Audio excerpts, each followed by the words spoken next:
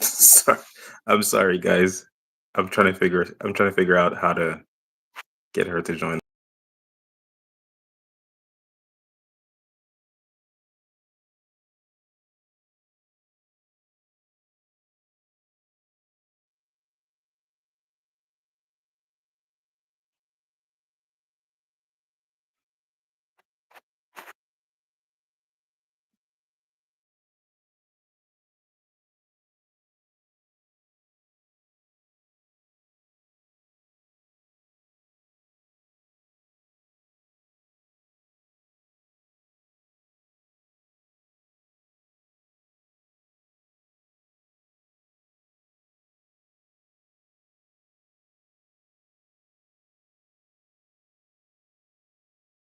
I'm an old man. Technology is not my thing. Greetings. Oh, I think that's her. I'm just realizing I don't have her name. I'm so sorry. All I know is that she's Haitian just like me. Is there any way you can join or make a request to join, maybe? Send invite link to get. Wait, let's see. Ay, ay, ay.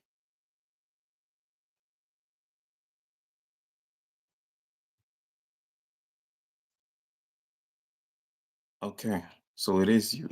Let's see. Can I get you to join the live? I can't. I cannot. Can you request to join the live? Uh, I can send you a link, but that's pretty much it. And that doesn't work. I'll try to resend you the link on your TikTok. Well, I'm glad I've helped you, Black Wind Psychic. That makes me very happy. Uh,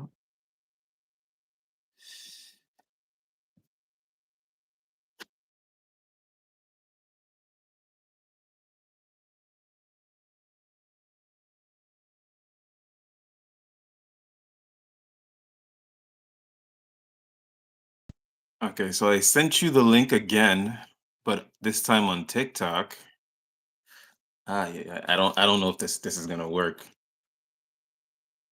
Send link invite to guest.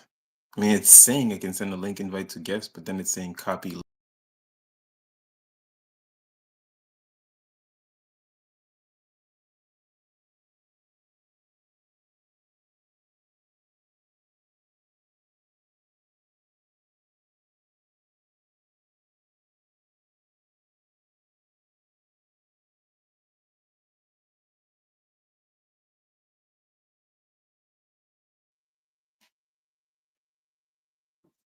You know what?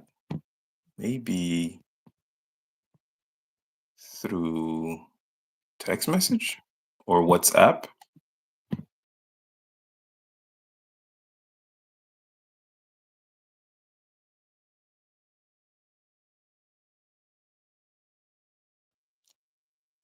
Blessed, do you have WhatsApp?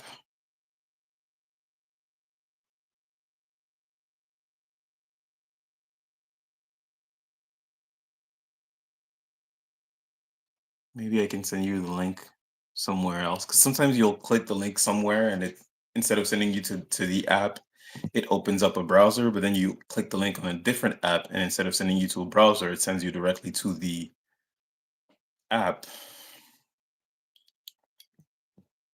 Oh,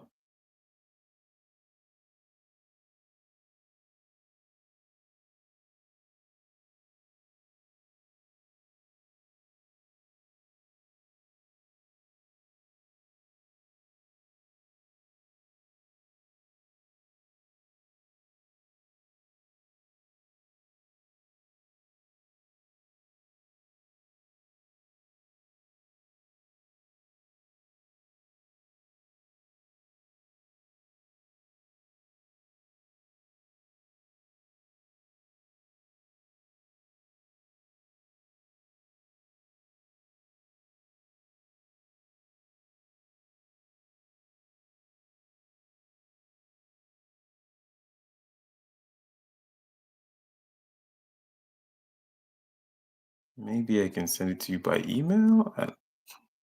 I don't know. I don't know.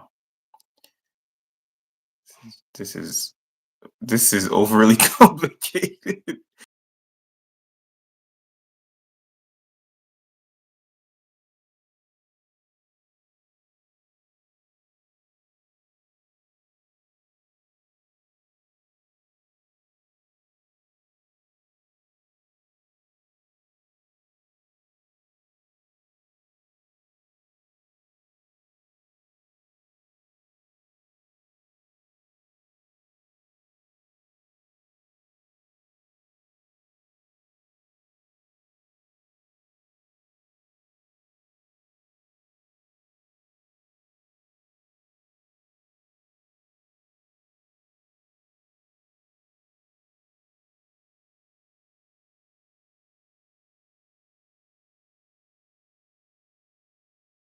Hopefully it'll work on email.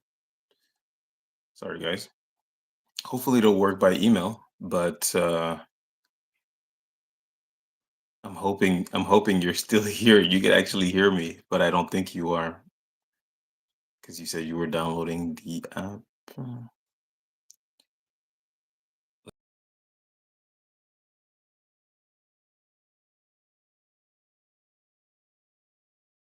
Let's do WhatsApp.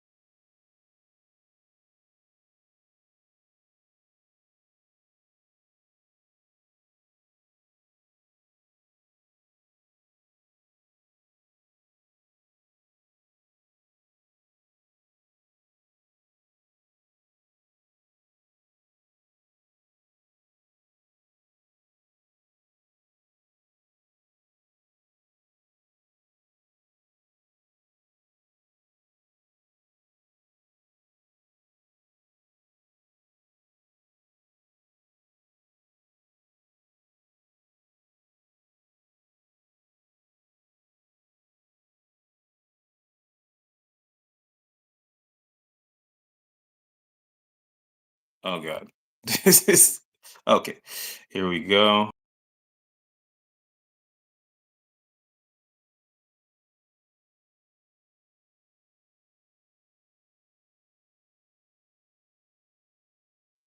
All right. So I sent you the link by through WhatsApp, I think. I also sent you an invitation to join a group, but please disregard that. Um, I hope you're here. I hope you can actually hear me.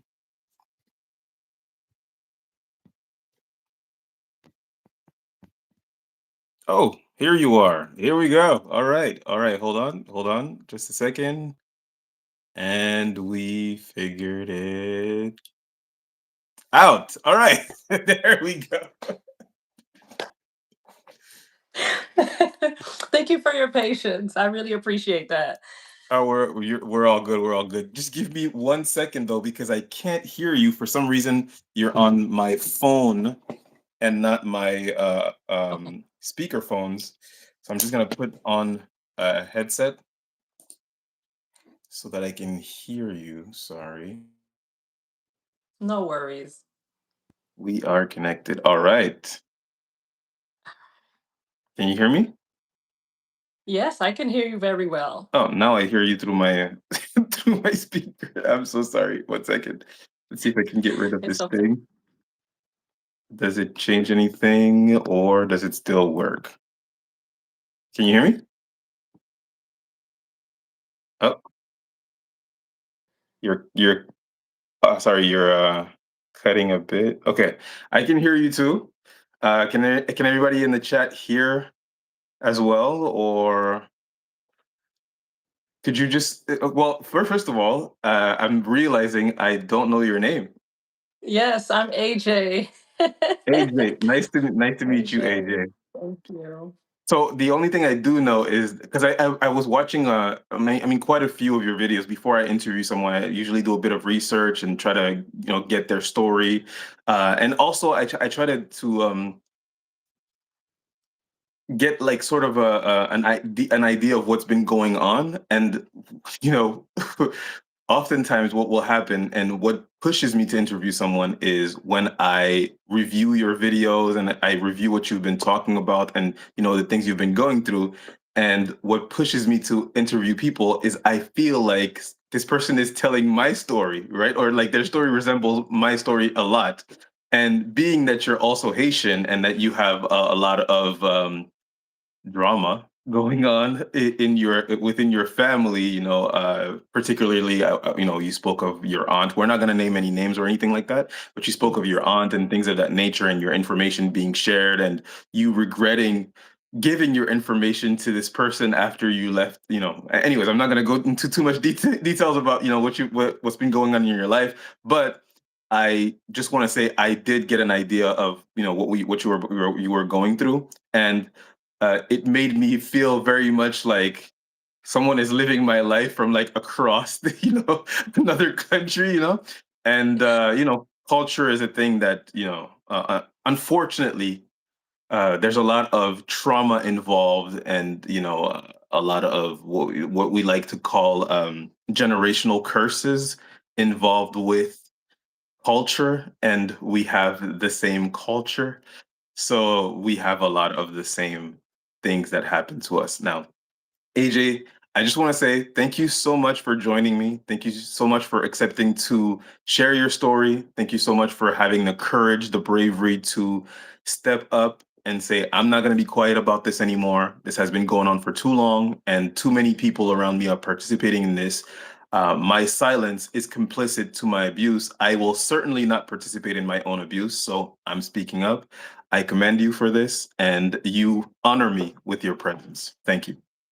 And thank you so much for giving me this opportunity to share my story and for us to give others insights and see how we can help others because so many people suffer in silence. Not Yes. only do they go into financial ruin, psychologically, emotionally, socially.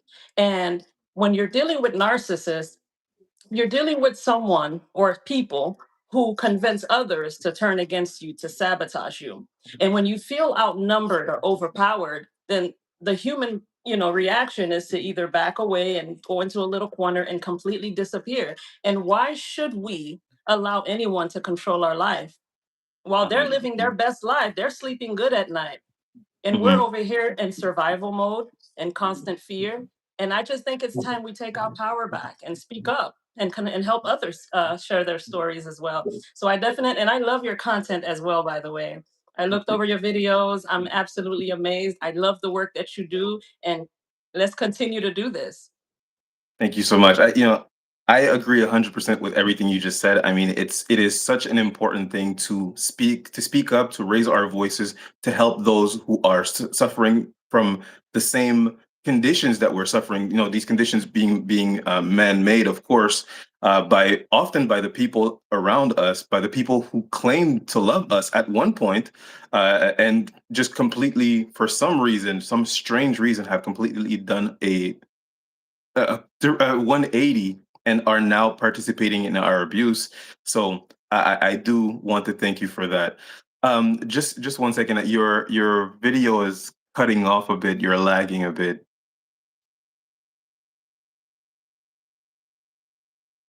I can't hear what you're saying.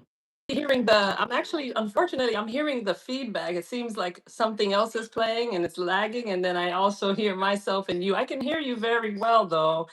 Okay. Are you able to hear another background? I'm not able to hear anything other than you. But now I feel like Able to you're see me now with gone. Am I still lagging? A bit, just a bit, yes. But I mean, now I can actually hear you. You're frozen. I can't hear you now. Uh, and don't worry about this. This will all be edited, in the end. So this will not make the cut.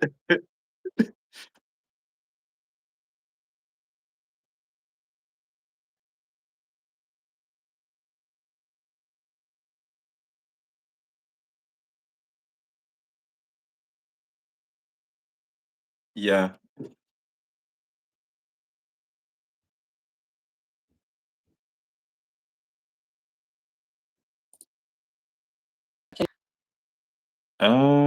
No, no. It's still lagging. Wait, What do wait, you hold see on. now?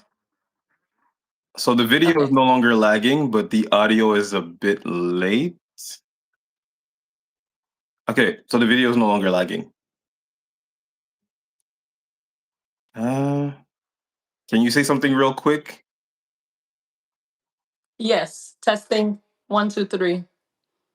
Okay, so I can hear you clearly. The video Okay. is no longer lagging, but the audio is late with the video. I don't know. I don't know how that Yes. happened. Okay. Well, let's see if I can. Okay, let's try to get you to say something again. Testing. One, two, three. Testing.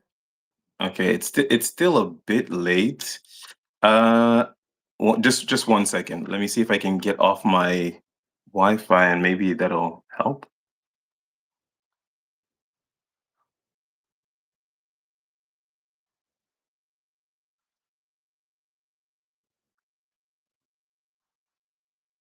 Say something real quick. Testing. One, two, three. Yeah, there's a lag. So if experiencing a lag, you know what? Let's try this. How about I turn off the live and we start over. Sure. Absolutely. Let's do it like that. Let's do it like that. So maybe if you actually, well, yeah, I'm just going to remove you and then I'll send you a link so that you can join again. Okay. Okay. Sounds good. Good. Good. Sorry about that, guys. I'm gonna send a link to AJ again through WhatsApp, and I'll be.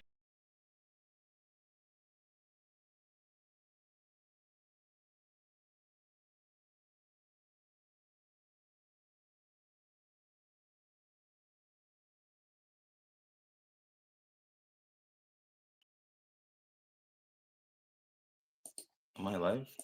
I'm not. I am live now. Okay. All right. Um, I sent the link to AJ. She should be here shortly.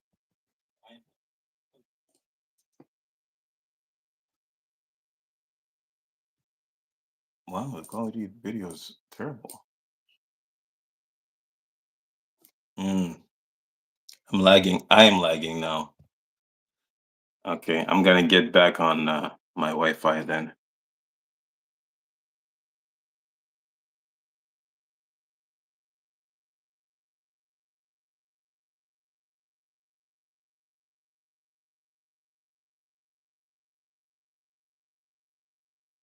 Yes. Okay, so I'm back on my Wi-Fi and I'm no longer lagging. Let's see if I can get.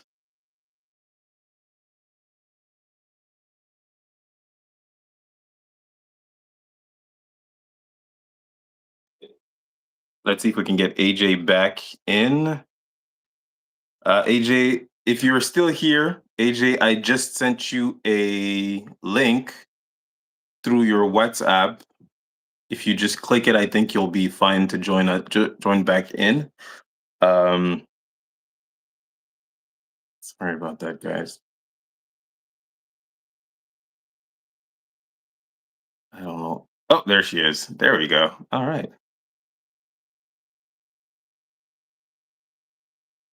And hopefully Oh, here we go. And we're back.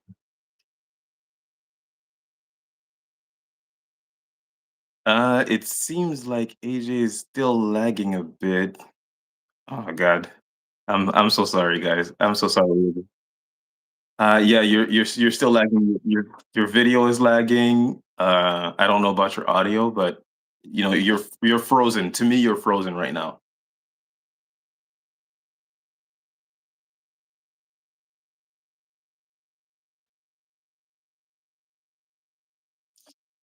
So I just tried that. I turned off. Uh, uh, it's still lagging. So I just tried that. I turned off my Wi-Fi. I was on my cellular data, and um, I was lagging. To the people in chat were telling me that I was lagging. So then I got back on my Wi-Fi, and now it's working perfectly. But you're no longer, your video is no longer. Well, it is now. Sorry. Oh God. Are you using Wi-Fi? I was using Wi-Fi and I switched over to cellular data to see if that would make a difference. And I'm back on Wi-Fi now. So hopefully you can see me better. Everyone can see me better now. It's definitely much better. There's still a bit of a lag, but it's definitely much better on the Wi-Fi. I think the Wi-Fi is the way to go. It seems. Okay. However, you're still lagging just a bit. Uh, Okay. okay. We're gonna do this one more time. I'm gonna try to remove you again, and join the live one more time, but do it on the Wi-Fi. See if that helps. Okay. Sounds good. All right. All right. All right. I'm just gonna send AJ the link one more time through WhatsApp. I'll be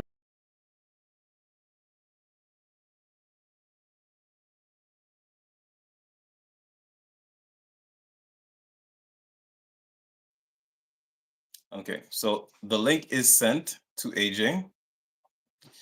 Um, we're gonna wait for her to come back.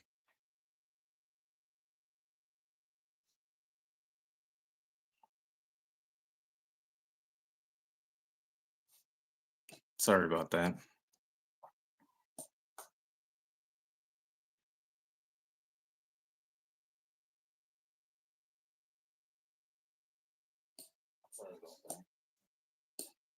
Okay, so my connection is good.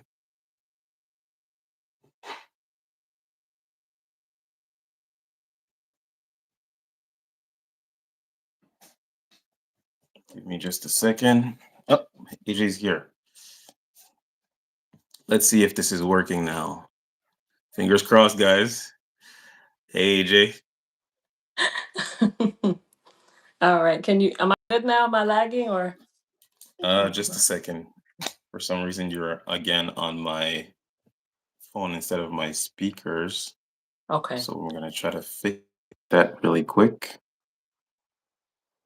And okay, let's try it again. Can you say something? Testing 1, 2, 3. All right, so the audio is perfect. You're lagging just a bit, just a tiny bit, but I think it should be fine. Okay. All right, so we're gonna start. We're gonna begin.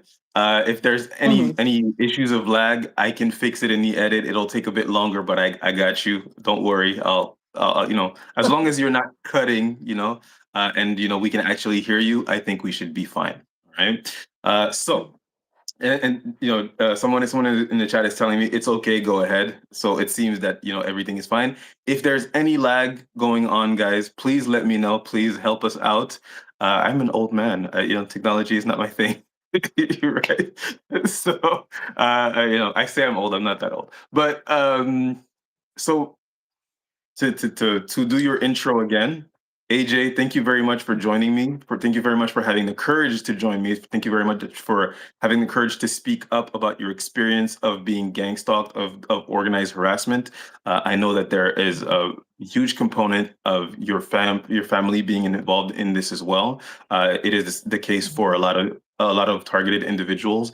We come to find out that people that are actually very close to us have joined in this, which is also which is very mysterious. You know, you always wonder what could these people have been told to turn Mhm. on people who share their DNA. But you know, that's neither here nor there. You know, that's their cross to bear. We have our own. Um, but I just want to commend you again for your courage in raising your voice, in sharing your story. This is very helpful to a lot of people that are going through this, especially the people who are going through this and have absolutely no idea what this is. I know for myself, for many years, over a decade, while I was going through this, I thought to myself, I'm the only person in the world going through this. And you can imagine how horrible of a feeling it is to think to yourself that you're the only person in the world going through this. And the experience itself is everyone hates me. Wherever I go, everyone hates me, and they don't just dislike me, they bully me, right? So it is Mhm. a extremely strange and hard experience to go through, especially considering if you don't know what's going on, if you don't know this is actually a thing that is happening to a lot of people, if you actually think you're the only person in the world that this is happening to, right? So AJ, thank you again for being here. How are you doing today? I'm well. You know what? I'm alive and well. I woke up this morning, so that's a blessing. Despite everything that I've experienced, that I continue to go through, I find the strength to get up. And to me, that means everything. So, how are Absolutely. you doing? Likewise, you know, I woke up this morning, God blew breath in my lungs. I'm blessed. What can I say, right? You know, despite the hardships, we have to count our blessings. It is the only way that we can actually move forward, and I think that moving forward is very important, especially considering this experience. I often repeat this, but I'd like to say it again. Once you realize that you have a constantly growing army of people that are dedicated to your destruction, you have to join your team, right? You have to make sure that you are on your team because you start to realize that there are not a lot of people on your team, but the opposite team is growing. So every day you have to make the decision of moving forward, of doing things that will be beneficial to yourself, to your life, because no one is coming to save you. No one is coming to save us. And I think that what we're doing right now is part of this. It is choosing to move forward. It is choosing to make our situations better by speaking up, by simply raising our hand and saying, "Hey, I'm the victim of a crime. This is happening to me. This is wrong. I don't deserve this." And to basically raise the awareness of the mass. So I definitely commend you for Yes. this. Thank you so much. And again, thank you for allowing me to come onto your platform to not only continue to bring awareness like you're doing, but to share stories. I think the more people can join together and come forward, the more united we'll be. And the less the perpetrators will think they have power. And I think the perpetrators continue to be stronger together because not enough people speak up. So when they say, well, we're going to ruin his or her livelihood, we're going to make sure him or her ends, she ends up homeless or he ends up in financial ruins. When they say, you know what, we're going to hinder opportunities. Let's find out where he works at. Let's find out where he lives. Their goal is to keep us in constant fear, to keep us in survival mode so that we literally have no resources and we're so vulnerable to where we're either going to self-destruct or they'll put us in a position where someone else can harm us. And that is why a lot of times they gather the troops. They get as many people as possible. They'll even tell the people, hey, so and so said this about you. They'll do deliberate research to find out who's close to you, who your parents are, or who's your spouse. They'll even find out what school your children go to. They'll even, this is like generational bullying too, in addition to the civil conspiracy and everything else that comes with it, the mobbing, the bullying, the spreading lies and rumors. They also attack the people you love the most. They'll also attack your craft. So if they know you're talented at doing something, they can sometimes even use that to destroy you. For example, I don't know if you've heard about the realtor. This happened a couple times. So sometimes if they know you're a realtor or you're a photographer or you're in the arts or anything that you love doing, music, they'll literally set up a plot and say, you know what? We want to view one of your homes. Can you show me a house? They'll pretend to be a client. And next thing you know, you're ambushed. So, in the position of a targeted individual, it is imperative to constantly be on your P's and Q's, to watch your back, to make sure that everything is documented, make sure you have cameras everywhere. And where people will think we're either delusional or paranoid, these things are really happening. And sometimes people just don't believe us. And that is why I think law enforcement doesn't always take it seriously. Or if someone reports, the bullying at work with HR, which they're in the interest of the company, most of them, not all. But it's hard to get the help you need when someone is not being directly impacted by these issues. Yes, yes, indeed.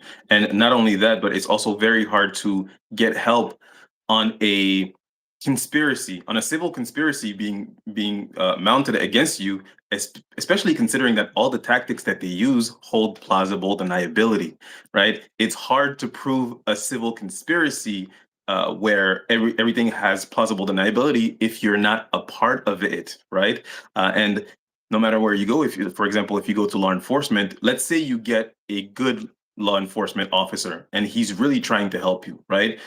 This is very often rare for targeted individuals, but let's say it happens, right?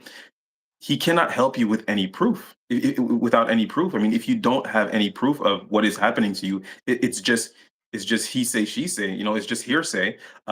He cannot help you, and not only that, but as a lot of targeted individuals have experienced, um, when you go to the police, there are only two options here. One, they're going to not be able to help you because you don't have any proof of what's going on, right?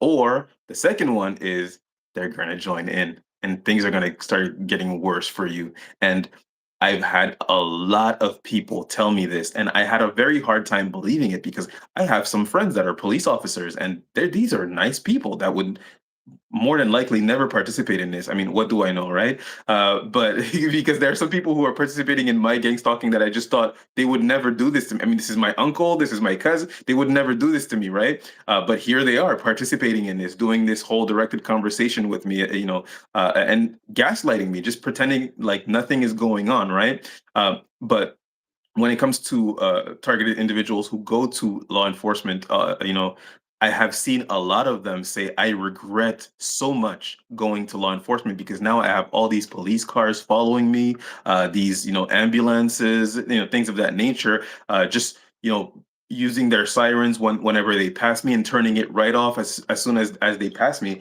And they tell me these stories. And, being a victim of gang stalking, there are certain things that you can tell me that I'm just like, I'm just going to believe you because I know this can happen now that I've gone through it. I know these civil conspiracies, they go way further than you would ever believe, right? But when I go on their pages and I see their videos, I mean, after the first one, I'm like, it could be a coincidence. I don't want to say it's a coincidence because I hate when people tell me that, it invalidates your experience. But I'm thinking it. And then I see another video and another one. By the time I get to the eighth video, I'm just like, the police is in on his gang stalking, right? And I've seen, stories on the news where someone was being gang stalked for bidding on a house that a person owned, but was had lost through it was an inheritance, right? But they had lost the inheritance, and now there was a bidding war, and his neighbor was bidding for the house. And just because he entered the bidding war, so to speak, his neighbor contacted him and said, "Hey, if you don't stop bidding on this house, you will become my enemy for life." And of course, he didn't understand what was being said to him, but he ended up not taking the house. He left it. He just left it. But the person who actually got the house, who was supposed to inherit it, decided to go after him nonetheless. And he put up cameras in front of his home, and you saw ambulances, police cars. I mean, going back and forth, sometimes over 5 times within the same hour, and just putting on their sirens. And this is every single day. And you hear the news anchor saying, "Is this a case of civil conspiracy, or is this someone who has overstayed their welcome in the town?" And I'm just like, overstayed their welcome in you don't get to decide who's welcome in the town, my friend. This is not a criminal. Yeah. This is a person who bid on a home. But all this to say that this goes, however crazy you think what is happening to you is, it goes so much m- so much farther beyond what you could actually believe. There are people who know you and know intimate details about your life that you have never met, you will never meet, and perhaps you were in the same room as this person, you would not even know who these people are, and they know very intricate details about your life and also have been told many lies about your life. So this is a very uh twilight zone experience to go through, and I think it's important to speak on it. Now, Yes, it is. before I begin asking my first question, was there anything you wanted to add or to say? Well, I'd like to say this. No matter who's doing it to you or where it's coming from or how long it's been happening. I want everyone to hear this. Live your life to its fullest, no matter what. If you have to move away and go no contact, if you have to get a P.O. box, make sure you're putting that P.O. box down everywhere, even at jobs, because these HR representatives are giving out your information to people. So I just want people to know no matter what it is, who's doing it, go far away if you can, because it's not always something that people can do financially. But when you have the ability to do so, go far away from these people. If you have to start over, do that, or else you'll never be happy. 100%, 100%. I mean, I 100% agree, AJ. I think it's very important. One of the most noteworthy things that I learned when I was doing my research on narcissistic personality disorder and narcissistic abuse, which, if you grow up in Haitian family, unfortunately, there's a lot of of that going on. I mean, it's just sort of the inheritance that we have being a nation that was founded by former slaves. I always say that slavery is narcissistic abuse. The physical form of narcissism is slavery. Someone think that they can own someone else, and a lot of this has been how can I put it, passed down to our people, and through generation and generation, we find ourselves breaking the generational curse, unfortunately, which is a gift and a curse, I believe. But one of the most noteworthy things I was told about narcissistic abuse is you're not a tree. Whoever is abusing you, wherever you feel you're not welcome, wherever you feel that you are being abused, you can leave, you can go, right? And I think that, one, live your life, right? Do not hinder yourself from living your life, from meeting people, from applying to that job you want, from achieving that goal you want to achieve. um, Absolutely live your life, and if you have to do it out of spite, do it out of spite, you know? But absolutely live your life. And if you are in a position or in a place where you feel like you are unhappy, move.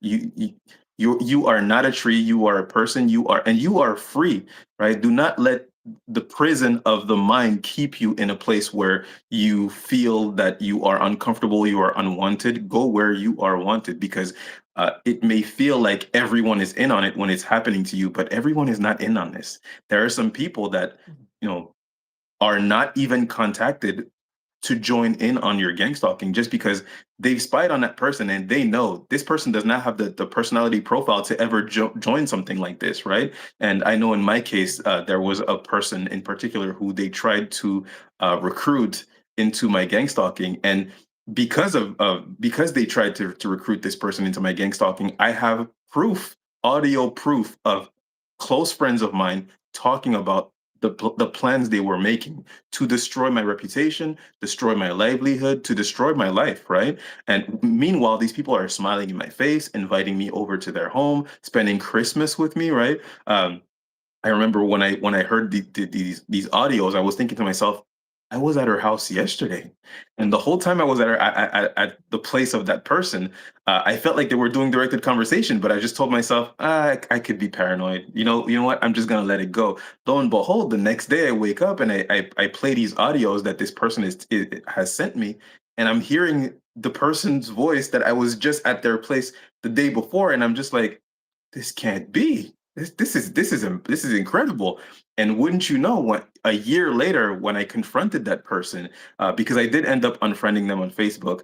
I decided to give them grace. I figured, perhaps this person is being manipulated, controlled, in some way, lied to. I'm just going to pretend like this is not happening and see if I can show her, look, I'm not the person that they're claiming that I am, right? We are friends. We've been friends for years. Perhaps you'll wake up and decide to come to me yourself, or just not join in, or stop your abuse tactics, stop this directed conversation, stop all of this, right?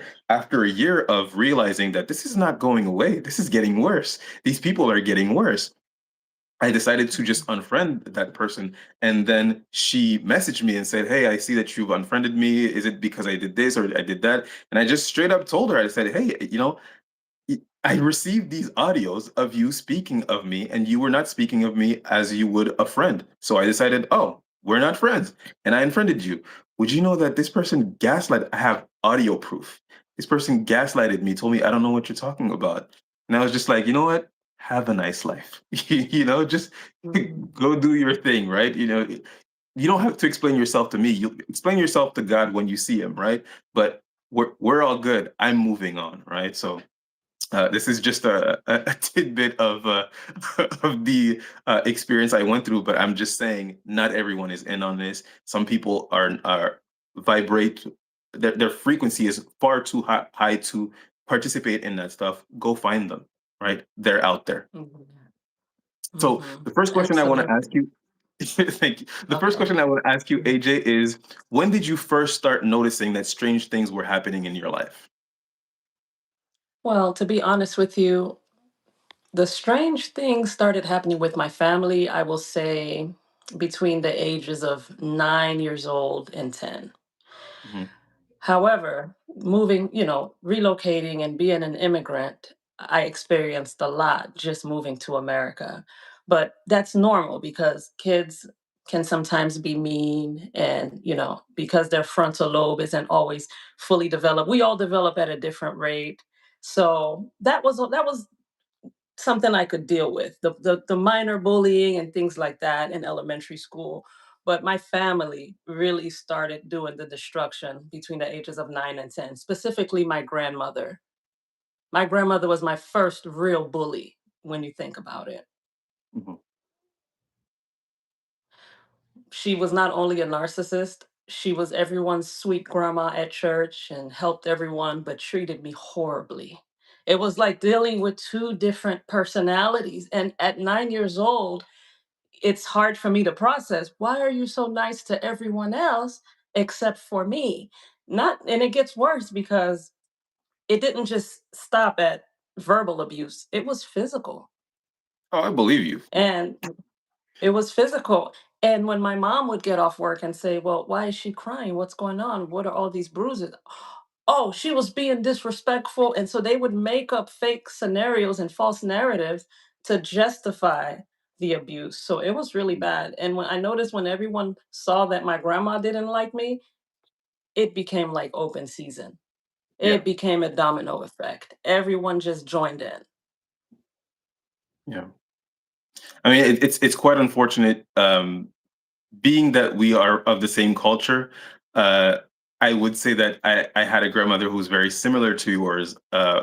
Fortunately and unfortunately, my grandmother loved me very much, and my grandmother used to always defend me, and whether I was right or wrong, she would always have my side, which is also a very typical behavior from a narcissist, to defend, especially when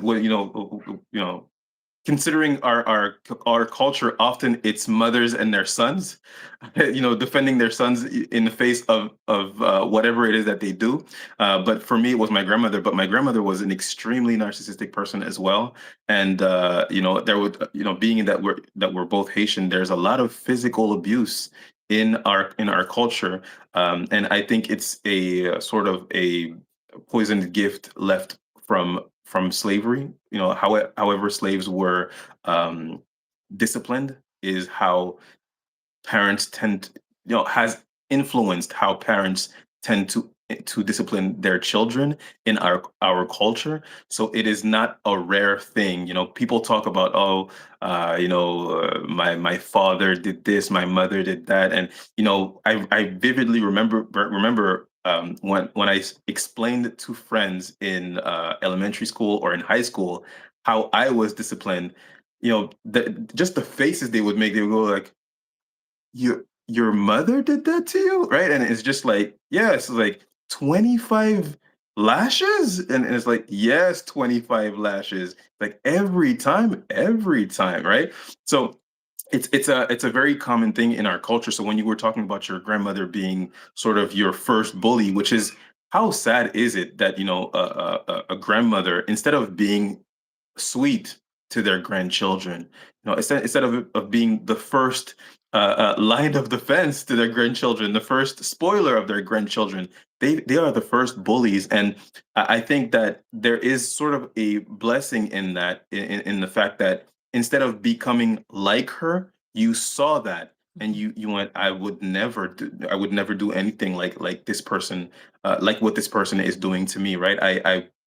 I refuse to do that. And it is always sort of a coin toss when an adult abuses a child, because the child will either identify with the abuser, or the child eventually identify the abuser as an abuser, and think to themselves, well, I have empathy now, and I can see that how this feels. I would never want to impose this on someone else. But oftentimes it creates the opposite effect. A child that is being abused by a parent figure, a parent figure to a child is like God. When a child is being abused by a parent figure, they don't think to themselves, God is bad. They think, if God is abusing me, then I must be bad.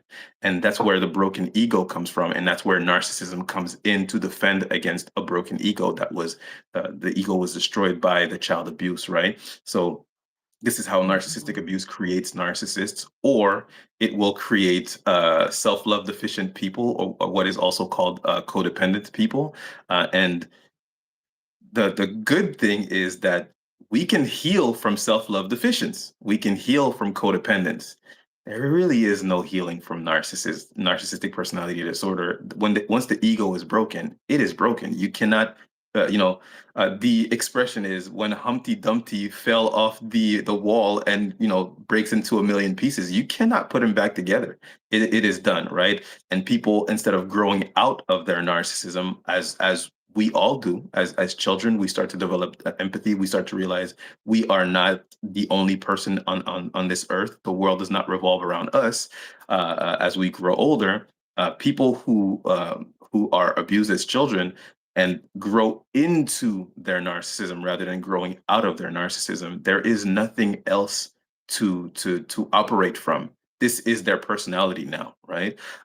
Which is why often, when we talk about our parents, like, for example, if I was to describe my mother to AJ, or if AJ was to describe her mother to me, we would sit there like, do these women come from a factory or something? Like, what is going on? Like, how come they're all the same? They all say the same things. They all behave the same. It's because they have a personality disorder. That's why, right? I mean, personality disorder people behave in the same patterns. It's the same way, and there is no getting out of it. So what we often think is culture is actually disorder, unfortunately.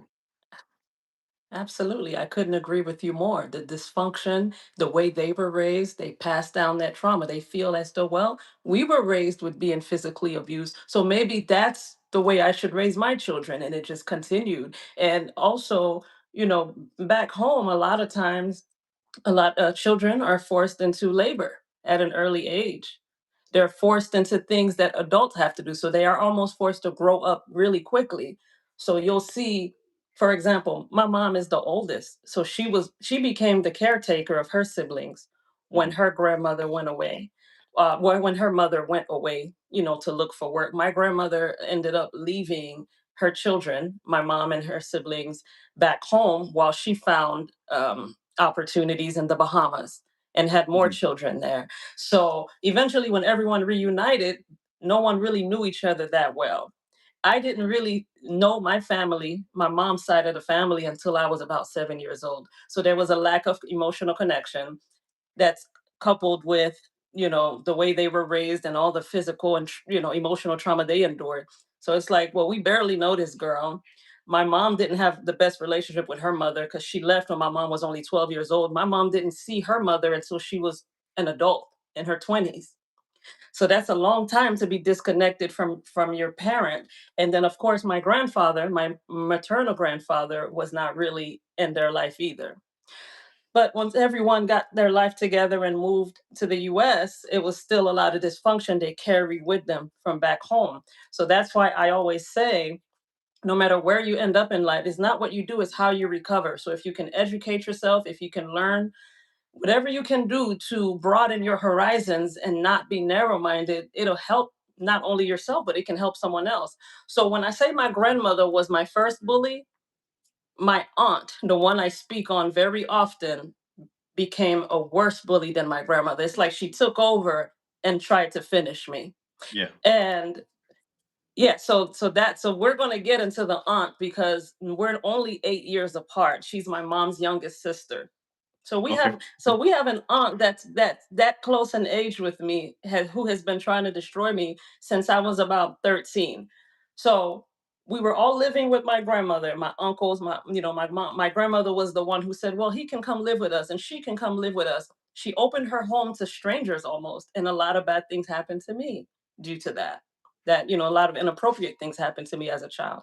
So eventually, I never said anything, and my mom eventually bought a home. So she and one of my other aunts conjoined to buy a house. So they got a home. We moved 30 minutes away. And I just decided I was never going back to my grandmother's house.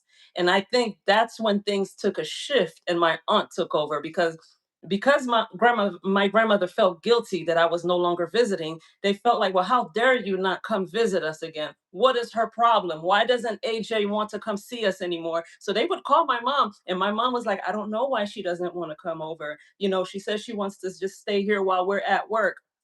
So it seems like with narcissists, after they abuse you or mistreat you, they still expect you to behave a certain way where it's no rejection. They want you to take the abuse and be quiet and not be upset about it. So from the age of 11 on up, I never went back to visit my grandmother or my aunt and everything like that. So from a distance, that's when the gang stalking began. So it's like, oh, she's not going to come visit. Okay, so let's find out what school she goes to. Let's see who we can, get to target her at school. My aunt actually orchestrated me to get jumped by young ladies. Yes, the same aunt. Not only did she coordinate a physical attack and she knew about it beforehand, didn't tell my mom about it. She would call my mom every week with the update. Here's what's going on with your daughter. Here's the new rumor. But this is where things took a turn for the worse. My aunt called me up when I was 15 years old and said, "Come with me to a party. It's going to be fun." Not only did I say yes, and I didn't really want to, but I didn't want to be a party pooper. And at the time I didn't know that she was doing all this. So I said, okay. We got to the party. I saw some adults there. It's nothing out of the ordinary because obviously in our culture, adults party with teenagers and it's a good Yeah. time with the compa and the zouk. So Yeah. it was not out of the ordinary to see adults. But at the end of the party, when we were walking out to our vehicle, a young man approached me. He looked to be my age. I thought he was my age. So he's like, "Hey, how you doing? Let me get your number." But it was very quick. And then he was looking over my shoulder. I see him looking at my aunt and then trying to look at me. So at that moment, I didn't realize anything. I didn't think anything. So I'm like, okay, sure, we can be friends. And at the time, I'm naive and impressionable. So I said, okay. So I gave him my number. We kept in contact the whole time. They sent him, my aunt and another cousin of hers sent him to groom me. And eventually, he something happened that was very inappropriate. But then I find out he's over the age of 18. I was 15, he was 21.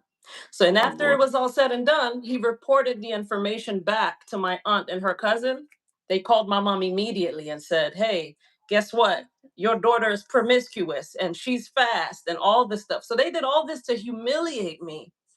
And my mom was ready to kick me out. For years, my aunt, her cousin, and my grandmother, they collaborated for my mom to kick me out. I don't know why they wanted her to abandon me so badly, but it's painful. And I don't wish this on anyone else. I'm very sorry this happened to you. I think one of the saddest things about growing up into a narcissistic family is how the people who are the people who are supposed to protect you, to guide you, to shield you, are throwing you to the wolves. And for what seems to be nothing more than their personal enjoyment. It just makes them feel better to put someone else down. And when you're a child, when you're underage, it just seems like you're the perfect victim to them, right? And I think there's a real tragic aspect to how some adults will behave with children within their own family when it comes to a narcissistic family. So I just want to take some time to acknowledge that, obviously you did not deserve that. You were a child, and I just want to say that I'm sorry you went through this. That's really horrible. Thank you so much. You know, the Um, pain doesn't really go away even when you do the inner work. You know what I mean? yeah, no, I understand exactly what you mean, and I do, however, think that so one of the things that helps us move past it is understanding narcissism itself, right? It is understanding that this did not happen to me because I was a bad child. This did not happen to me because I did anything wrong. This happened to me because these people suffer from a disorder, from a real problem. And this has nothing to do with me. And it helps us to go, oh, that's not me. That's them. That's their issue, right? I can move on with my life and you know become the person that I'm meant to be. I don't have to stay in that mindset that they want me to be in. Misery loves company is a saying that is often said, but not quite understood as it should be. But when you grow up into a narcissistic family and you realize these people who are grown adults and should be worried about grown adult problems and really about making their own lives better. Unfortunately, you start to learn that these people are unable to regulate their own emotions. They're unable to create positive emotions for themselves. And the only way that they can feel any joy is by stealing it from other people, meaning that through hurting others they regulate their own emotions, and it really starts to make sense, and you can let go of it, and not necessarily forget the past, right? Because they're it happened, and it is what it is, but really put it behind you in the sense of, this has nothing to do with me. This is not part of who I am. This is them. They are the ones that have to live with it. I can move forward. I can go on with my life, right? Um, I often say that learning about narcissism has saved my life. And this is the reason why I started this page, which is called The War Against Narcissism. Long before it was about gang stalking, I started talking about gang stalking maybe 5 months ago. Well, 5 months ago, actually. But this page ran for about 6 years. And I was just telling people about, narcissism and narcissistic abuse and reminding people, hey, you're not a tree. Whatever relationship you're in, if you're in a relationship with someone who's hurting you, and who seems to be taking pleasure in hurting you, leave. They're not going to take accountability for what they've done to you. They're not going to apologize in any type of sincere way. Even if they offer you the words, their actions after offering you the words display who they really are and what they really think, right? So I really think it's very important to keep in mind that learning about narcissism, whether it is through family abuse or through the experience of gang stalking, it really saves you. It helps you realize, this is not about me. This is about them. Mm. Abusers don't abuse their victims because their victims did something or said something or was wearing something, that day or whatever. Abusers abuse because they're abusers. Period. End of story. Yeah. Yep. It's unprovoked. Many times it's unprovoked. And, like you said earlier, some people just get a thrill off hurting others. It's just something they do to feel better because sometimes they're just in misery. So they want others to feel the same way. It's kind of like when someone struggled and they're no longer struggling. So they're like, well, I'm not going to help you. You have to go through what I experienced. So that's kind of the same thing with Yeah, and I've seen it happen, and it's not a good thing because hurt people should never hurt others. Hurt people should want to help people. And that's a lot of times that's me. Like I empathize with individuals. I'll give someone the shirt off my back because I know what it's like to have to restart and rebuild. I know what it's like to be ostracized and isolated. And for years my family did this. Even when I went away and so I went no contact when I was about 25 years old, that many years ago. And I kid you not, till this day, when someone asks about me, one of their friends or one of the church people that I used to go to their church, they're like, "Oh, so where's AJ?" Everyone gets quiet. I don't know. She just won't talk to us and we don't know why. It's almost like they get amnesia. They Yeah. mistreat you and then they forget what they did and say, well, we Yeah. don't. And then now we have these same aunts and uncles who treated me horribly when I was a kid before they had children. I have cousins I've never had a conversation with. So they're telling their kids, we don't know why your cousin AJ won't speak with us. So it's just a matter of understanding the brain chemistry and the process of why is it that when someone hurts us, they don't remember? But as soon as we react, it's sensationalized. Now we're the Yeah. villain, we're the bad guy. So it seems like everyone sees our reaction, but they don't see what the people did. So now so in 2022, I actually went to my grandmother's funeral to pay my last respects. I did go back. I did. I was already no contact for many years. And one of my cousins, even though we didn't speak too often, she got in contact and said, "Hey, your grandmother passed away." And my mom said she's not going. So they have their own issues. My mom went no Yeah. contact first. I went no contact after. There was another aunt. So if so many people are going no contact, there's a problem here. But anyway, I went to pay my last respects, and I'll tell you what, I had one cousin trying to physically harm me. I said hello. I remembered her from a picture. I didn't know her very well. And the next thing I know, they're holding her back and she wants to fight. She's about what, 21 years old? I've only seen her maybe once when she was 7 years old. So now my aunts and uncles have brainwashed and conditioned their children Yeah. to not like me with lies and manipulation. But I Flying told myself, monkey. I said, you know what? Exactly. I said, you know what? They're going to see for themselves. I won't say Yeah. a word. I'll keep my distance. They'll see. One day they will see why I went no contact. Yeah. No, it is 100% true. And the truth is, maybe one day they'll see, maybe they'll never see, maybe they'll never understand, but it's not my business. It's not, the saying in the narcissistic abuse world, or narcissistic abuse recovery world is, not my circus, not my monkeys. This is not my problem. Whatever you need to see, or whatever you need to experience to understand why I'm no longer speaking to this person, or why you should not take their sides. It is up to you, to learn that lesson, because no matter what I say to you, it's only going to confirm your bias, right? So Yes. there is really no point in trying to convince people that are, especially people that are abusive towards you, in the name of someone else, over something that they have no idea what happened. Is just like, well, you heard their story and you decided to go against me, but you haven't heard my story. Clearly you're letting me know you're not interested in learning my story, and no matter what I would say, it would not make a difference at this point, right? So it's just like, you do you, but if you put your hands on me, let's play. but Yes. Oh my goodness. And that's the thing. They will try to bait you into physical altercations to send you to prison or send you to yeah, jail. I feel like a lot of times when people already have heard negative things about you, they're looking for ways to push the yeah.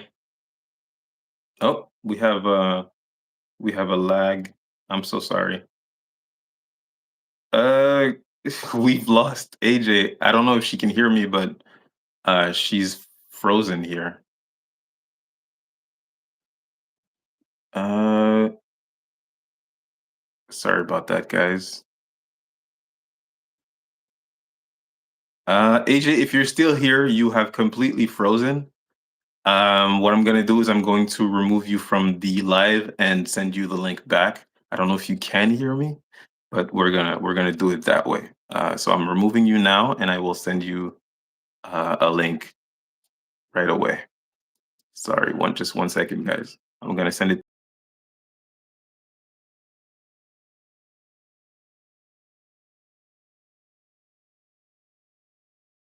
Here she is. Hold on. That should work. Oh, here we go. And here she is. All right. And we're back. Oh my goodness. But yes, I was thinking about something when the live went off. I said, it's important to know our triggers and regulate our emotions so we don't end up in a bad situations for in bad situation for simply reacting. And I noticed that that is the goal to get us out of character, just to point the finger at us and send us away, or to have us react in a way that is so severe that we end up in a mental institution. It's like they want to Yeah, lock us away. They want to send you to jail, or they want you to simply self-destruct. So that's why I tell people, just work on yourself, seek therapy, contribute to a healthy self-care routine. I tell people that while you're away, because you can heal. This healing journey is not easy, but it is possible. And when you're away from the narcissist, it's like out of sight, out of mind. So if yeah, they no longer see you, at some point people are going to stop believing them because they're like, well, she or he no longer comes around. What are they doing? We don't see him, so that's why I tell people, be very careful of how you react. yeah. 90% is what happens. What is it? 10% is what happens, 90% is how you react to it. It is so true. And in order to explain it further, it's I would say narcissists live in a delusional world. And their delusional world is a world where they can do no wrong, they're always right, and they're either the hero or the victim of their story. But in the real world, they're actually the abuser, right?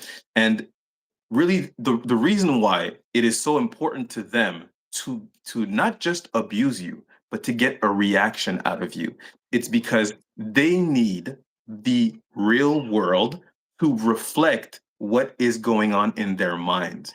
In their minds you are the abuser. In their minds you are the bad guy. In their minds you are the adversary to the protagonist that they are, right? And the real world is not displaying to them what it is that their delusion is telling their narcissism, right? Because narcissism is not toxic self-love or someone who's obsessed with themselves. Narcissism is a defense mechanism against a broken ego. The broken ego is the part of yourself of yourself that says, "What about me?" Right? And their broken ego is constantly berating them and insulting them and telling them, "You are worthless. You're the worst. You're trash," right? And the narcissism is the defense mechanism that tells them that responds to that broken ego by saying, "I'm not stupid. I'm the smartest. I'm not weak. I'm the strongest. I'm not worthless. I'm the best. I'm the greatest," right?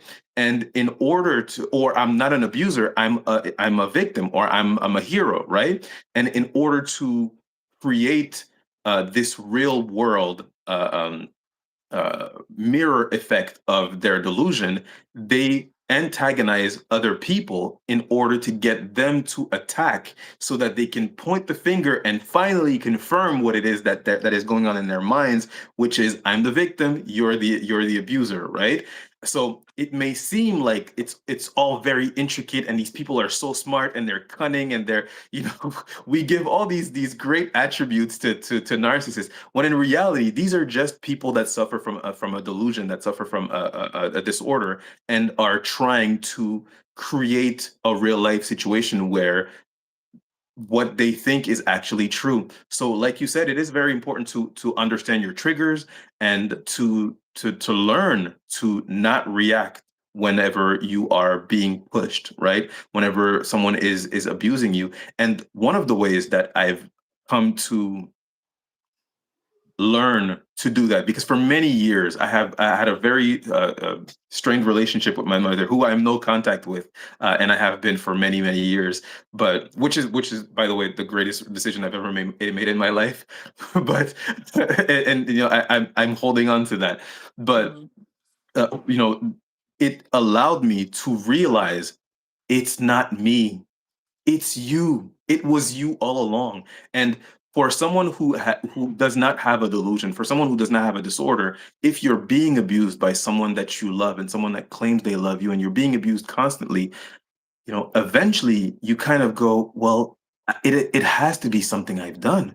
Especially if it's your parent. You don't think my parent is bad as a child. You think if I'm being abused by my parent, the person who their DNA screams at them to love their child, right? Hopefully, and but this person is abusing you. You think there must be something wrong with me, unless you're some kind of sociopath.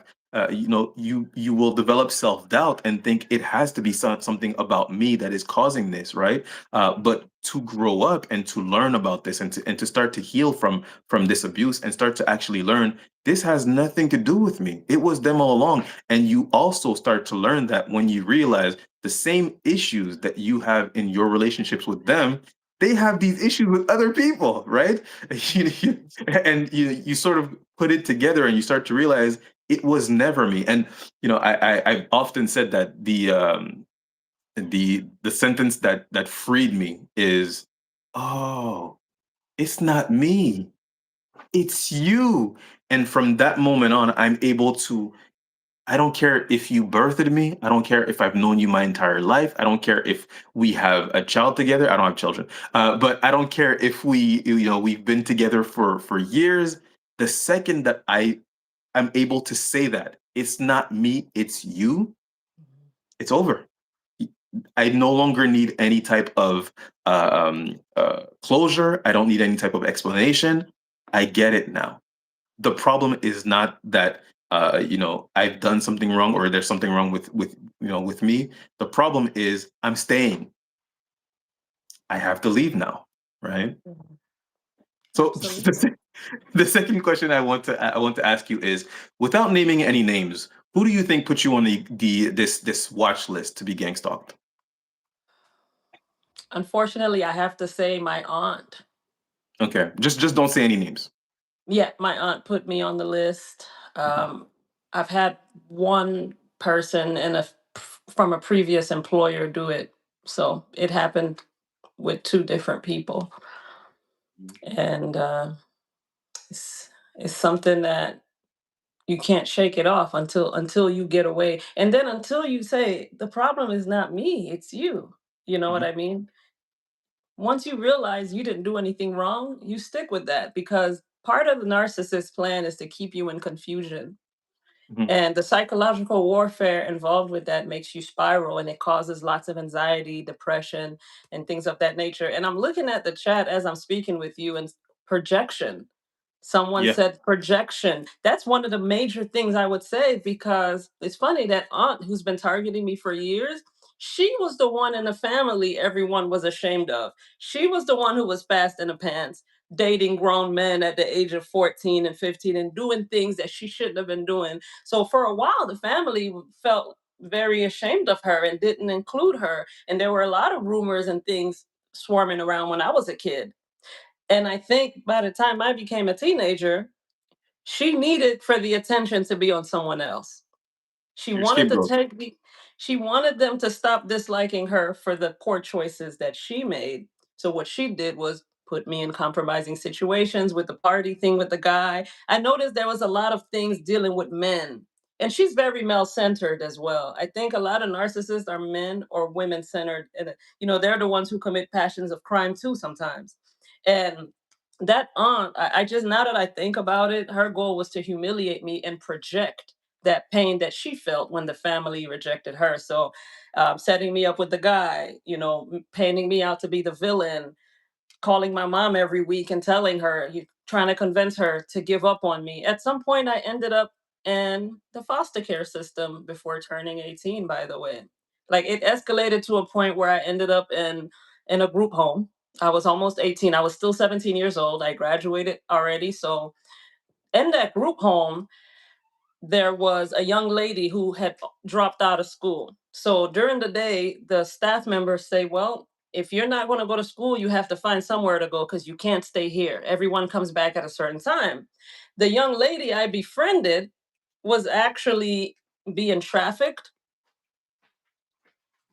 and she thought the guy who was trafficking her was her true boyfriend and she loved him. So she did whatever he told her to. So me being, okay, not having anyone, I'm already depressed. I'm in this group home. I'm in the care of the state. I can't wait to turn 18. So let me just go. She invited me to just hang out with her for the day. Come to find out, they tried to set me up so I can be part of the ring. And guess what? When I said no and I rebuked it, they physically assaulted me and held me at Pew Pew Point. I was kidnapped while in that group home. I went out with her. One thing led to another. They tried to force me. I said no. And of course, they kidnapped me. And when they held me, they took me somewhere and had someone hold me at gunpoint. The person who happened to have that weapon looked at me and said, "Wait a minute, I know her. I went to school with her." By the grace of God, he didn't harm me or unalive me. So they took me back in the car and they held me for a couple more hours and they just circled the city trying to find what are we going to do with her? And of course, I pretty much screamed for so long and found the strength to get myself out of the moving car and rolled out under a red light, Mhm. right where they were approaching it. So the car was still moving. So that, and again, my aunt had told me, because the judge was like, well, maybe someone else in your family can pick you up since you're in the care of the state. No one showed up for me. But you know what my aunt did? She made fun of me, told everyone my situation. So for her, it was like, yes, mission accomplished. So I tell people all the time, when you realize a relative doesn't like you, go far away because it's really bad. So between that group home situation, my aunt doing all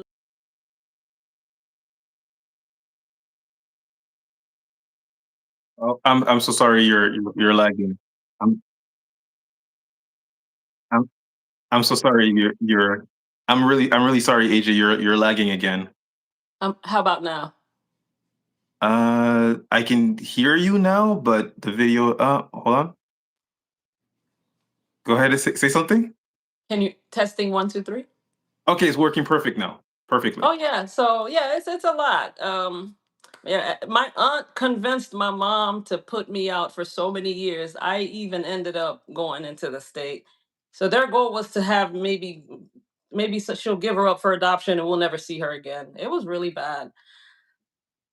Yeah. Well, first of all, I just want to say I'm sorry this happened to you. I'm also very glad that you were safe in that situation. By the grace of God, this person recognized you and decided not to harm you, because obviously you were in a situation of real danger here.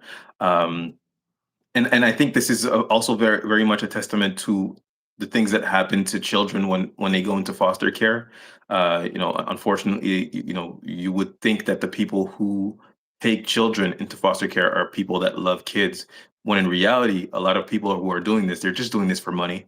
And the people who are willing to take children in only for money are usually the worst people to give children to, right? And the type of people that you should never give even a hamster to, really.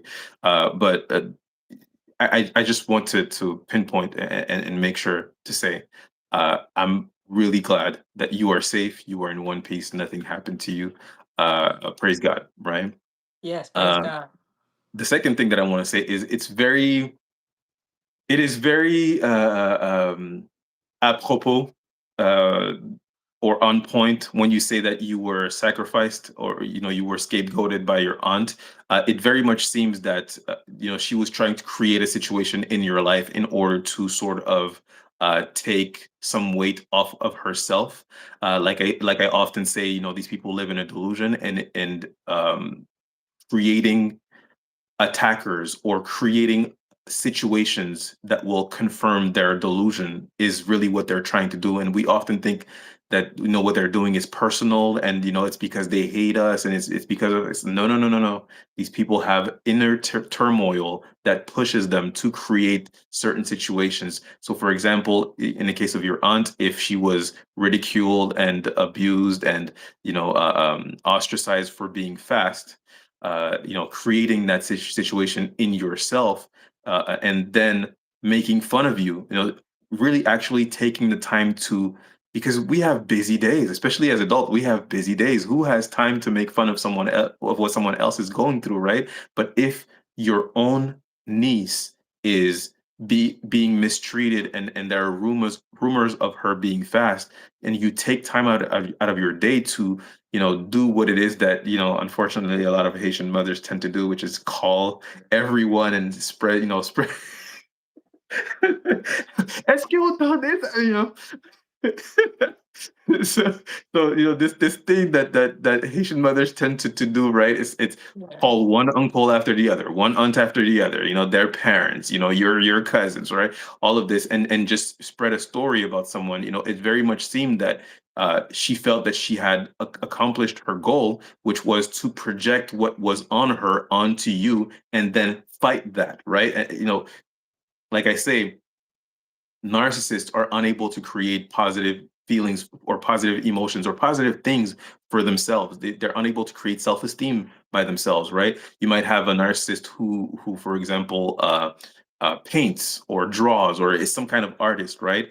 And you might think that having people tell them your music is so great or your art is so great will give them self-esteem, when in reality the only way that they feel good about themselves is if they can put other people down. So Mm, for example, if they do music, for example, they will not feel good about their music, or they will not feel good about other people telling them that their music is good, unless within their music they're putting someone else down, right? So there's a lot of that going on, especially in our culture. Of course, there's a lot of that going on, where it's just like, why can't you just be an artist? It's like, no, but that's not enough. It's not enough. The saying is, it's not enough that I win. Other people have to lose, right? mm, and and unfortunately, that's how narcissists feel. It's not enough. mhm, It's not enough that your aunt is now an adult and gets to live her life and be happy and seek her own happiness. No, no, no, no, no. Other people must lose. They have to. The expression is, they must set you on fire to keep themselves warm, right? mhm, So I'm very glad that you were able to get out of that, and you were able to save yourself from being set on fire, to keep someone else warm. And the other thing, of course, which is very unfortunate, and also which is why you have to get away from narcissists or anyone that you feel is a secret hater, because that's what narcissists are. They're like secret yeah, haters. They don't tell yeah, you to your face that they hate you, but their behavior is really displaying like, oh, this person hates me. This person does not like me at all, right? But the mhm, reason why you have to get away from these people is because it's never enough. Even if they do set you on fire to keep themselves warm, that feeling goes away. Now they need a mhm, new victim, or now they need to hurt you some more in order to keep themselves going, right? In order to make themselves feel good about themselves. They can only feel joy when they take yours. But that, because it was not created by them, it goes away, and now they need more. So I'm glad you got yourself away from that situation, and you were able to be smart enough to see, you're I'm not the problem. The problem is that I'm here. I'm gonna get away from you people. and, yeah, and and sometimes it takes years, and sometimes you leave and then you come back, and there are certain situations in your life that may force you to come back, or maybe you come back because you're unable to sustain this self-love for yourself, or you're unable to sustain yourself financially. But once you get out and you never go back in, I mean, there is not an amount of money that you could give me to have a conversation with my mother. I mean, it's just not going to happen. I refuse. I wholeheartedly refuse. I'm not doing anything. And if I can just for a second give you a tidbit of information about what happened, is when I was about 18, my mother put me out, and my father stopped paying child support. And what she wanted is, she wanted us, me, and my siblings, to testify in court that my father never paid child support. My father never missed a child support payment, but it was not done through the court system. He just paid it, right? And not only did he pay his child support, he also gave us pocket money every week, right? So he's not a deadbeat father. My father is not perfect, but I love my father. He's not a deadbeat father at all. He works every single day that God gives us. He's a very hardworking man. And mhm, but she wanted us to testify in court that my father never paid child support, and we refused. And then issues started arising, and then my sister left, my brother left, and then there was me, mama's boy, right? And unfortunately, because I was all alone there, the abuse really ramped up and started to rain down on me. And my mother, of course, was physically abusive. And I remember at one point she came home and she was starting a fight about, I don't know what it was. I can't remember what it was about. But because there were so many instances of that. So, but at one point she starts to get angry and get closer to me, and she starts hitting me on my shoulder, like really pounding me with her fist on my shoulder. Which at that, I mean, my mother is a tiny woman, but she's on the heavier side. And she's Mhm. just pounding me on my shoulder, and I'm just looking at her like, this is not hurting, but it is annoying. It is very annoying, right? And she's pounding on my shoulder, so I decide to walk away from her. As I walk away from her, she follows me and continues to pound me on my shoulder, and give me the whole what I like to call reverse cheerleading. It's just she's just telling you all the things that are wrong about you and all the things that they hate about you as she's following me and pounding me on my shoulder. So at one point, I got sick of it, and I just told myself, if I don't get away from this, I'm going to hit her back. So I push her off of me, and I go into the bathroom, close the door, lock myself in the bathroom. She's pounding on the door, hitting the door, kicking the door. I thought she was going to break it down, honestly. And at that point, like I'm 18, and then eventually she stops and she goes into a room, closes the door.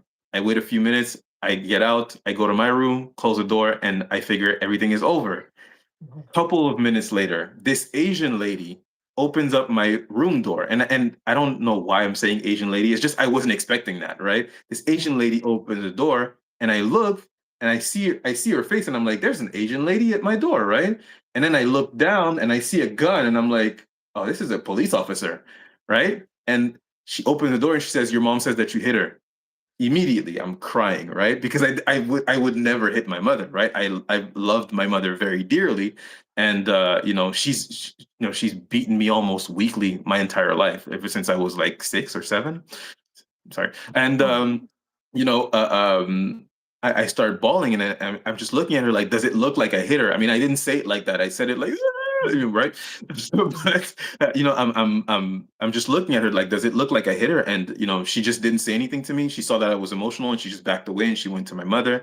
And I look out, and I see like three police officers talking to her, and she's giving them the whole story of how I hit her and things of that nature. And then they come to me and they say, look, we don't believe that you hit her, but she does want you out, so you have to leave. And at that point, I leave, right? And years go by, and I remember being at the funeral of my grandmother, at her mother's funeral. And as we're leaving, my mother tells me, and I hadn't spoken to her for many years, but as we're leaving, my mother tells me that she doesn't have a ride, and she would like me to give her a ride. And I'm just like, all right, fine, whatever. I'll give you a ride. So, and also her mother just passed away, so I didn't want to be mean, and at that point I was no contact, but I wasn't like fully no contact the way I am now, right? And I'm driving her home, and as we're driving home, she's just letting me know, she's just saying like, why did you abandon me? Why don't you talk to me anymore, right? Which is like very typical of narcissists. Like, I abused you, but like that's not a reason to like not talk to me, or abandon me. It's like, abandon you. You tried to get me imprisoned, right? Like, Mhm. I could have had a criminal record because of you. Imagine going to prison with a charge of beating a woman. How is that going to go for you, right? So Mhm. as she's saying this, I'm thinking all of this, and I'm just like, Mom, you called the police on me, and you told them that I hit you." And then she's not saying anything, and I'm just like, why did you do that? And she starts crying, and I'm looking at her, and I'm like, how is she crying right now, right? Like, she thinks she's the victim in this situation. And she Mhm. just looks at me, and she says, "It's because I was afraid of you." And I'm like, how could you be afraid of me? You were following me and hitting me. And then she stops crying, and she looks at me, and she says, "I'm sorry." And I remember just looking at her like, and just saying to her, "It doesn't matter." And she goes, "What do you mean it doesn't matter? Of course it matters. I'm sorry I did this to you." I'm saying, and then I'm like, "It doesn't matter." But she didn't understand why I was saying it doesn't matter. But the reason why I was saying it doesn't matter is I was saying it doesn't matter. I don't care about you anymore. It doesn't matter. None of this matters anymore. You are dead to me, right? And what I was telling her was we're never going to speak again. That's what I was telling her. But didn't want to say the words to her because I just wanted I wanted her to get out of my car at this point. And then that was one of the last interactions that we had. And I remember being at the funeral of her father many years later. My grandfather died at 99. My grandmother died at maybe 80 or 70 something.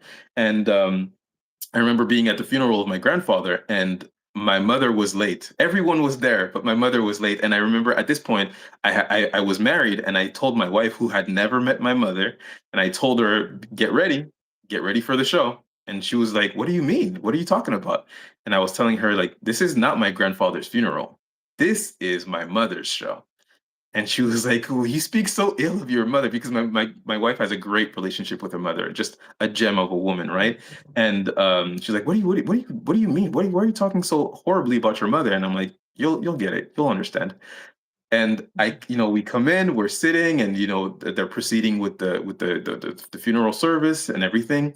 And then, lo and behold, my mother comes in late, screaming and wailing, and just this is not about her father passing away. This, her father that she used to drop her children off to for days, not leaving any money or food, and not telling him whenever. Like, my grandfather pretty much raised me as a child, right? And like, I very often was left at my grandparents' house, and she would just disappear. No phone number. Where's your mother? I don't know. I have no idea, right? For days, right? And now she's at his funeral, just crying. Just I mean, people had to comfort her, and everyone is looking at me like, "Go get your mother," and I'm just looking at them like, if you don't get away from me, right? And after she did her show, my wife is looking at me like, that's your mom? I'm like, yeah. And then she's like, wow, you weren't kidding. And I'm looking at her like, oh, it's not over.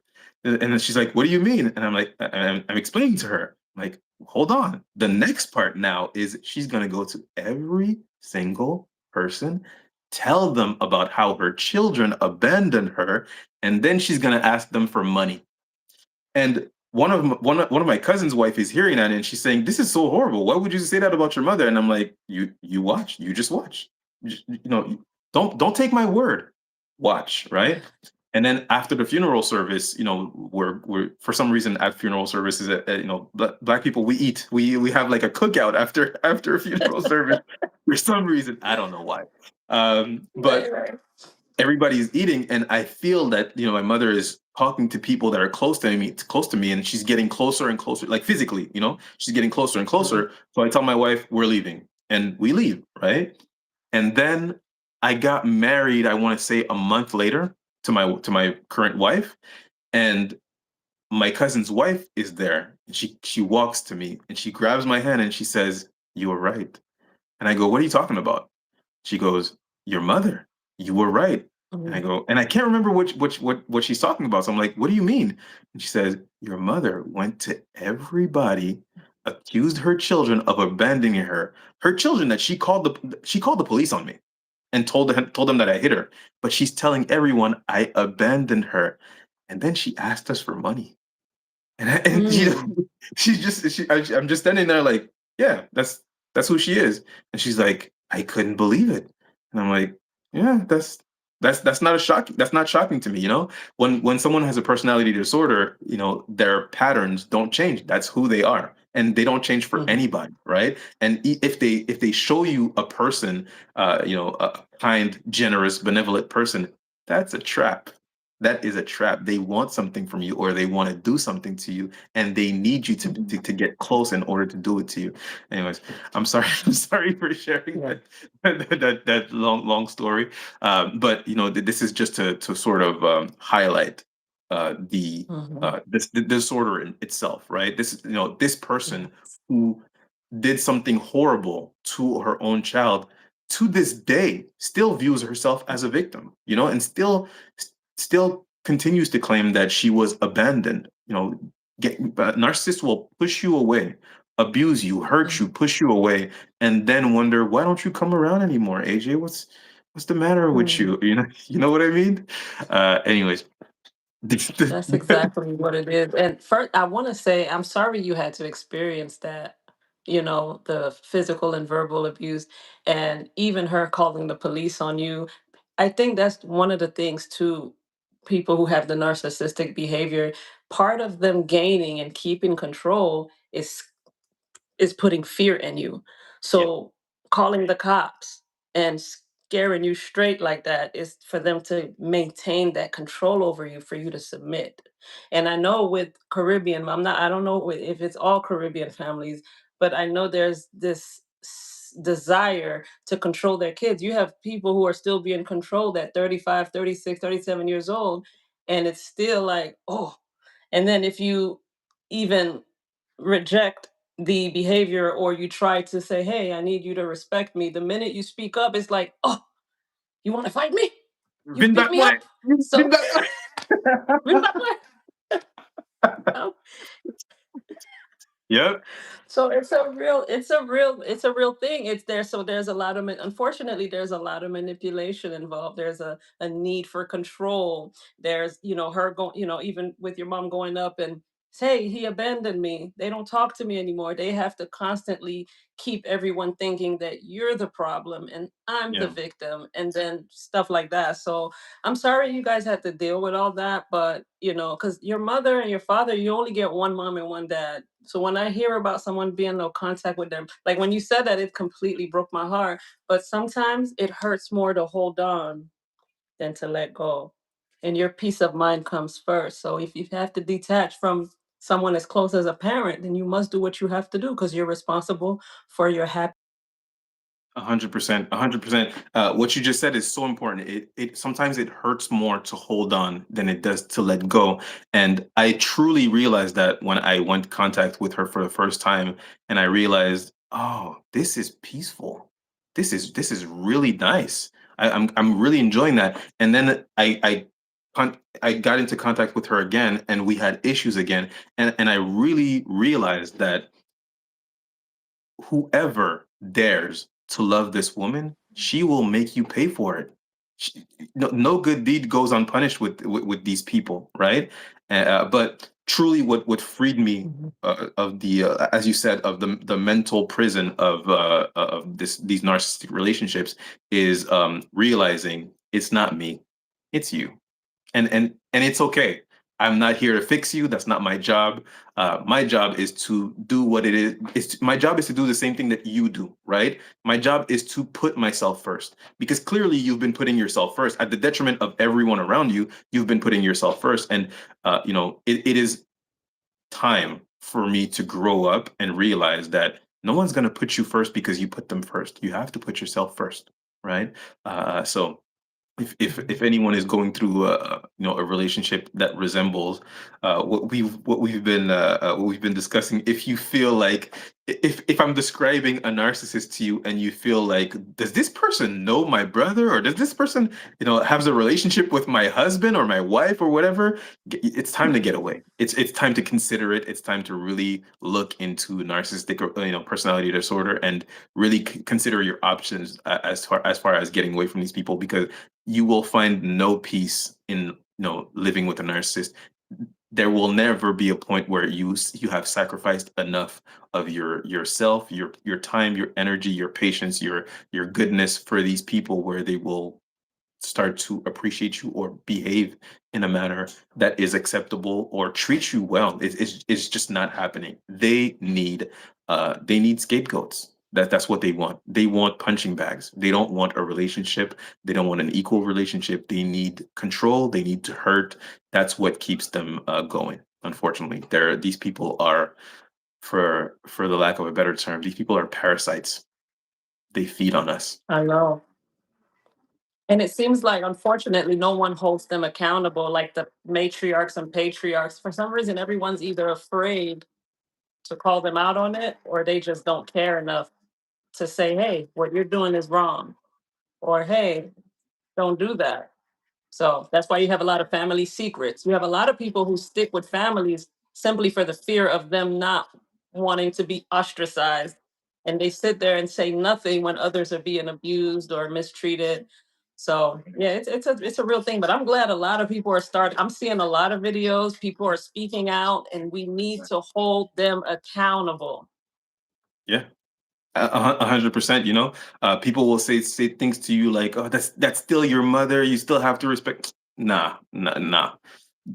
Familiar relationship means nothing. You either respect me, treat me as a human being, or we're done. It doesn't matter who you are, right?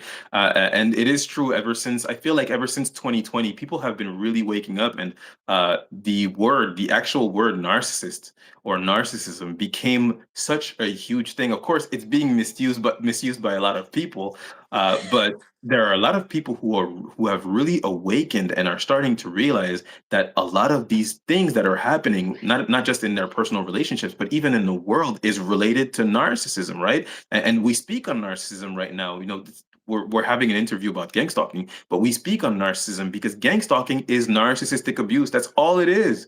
Monitoring spirits, flying monkeys, abuse by proxy, what's the word? Dog whistling, directed conversation, things of that nature, pushing your buttons to get you to react so that they can point the finger at you and say you're the problem or get you in trouble. It is a delusion that is created amongst people, and they're trying to do things in order to recreate that delusion in the real world in order to get you to behave in the way that they have envisioned you already in their minds or in their delusions.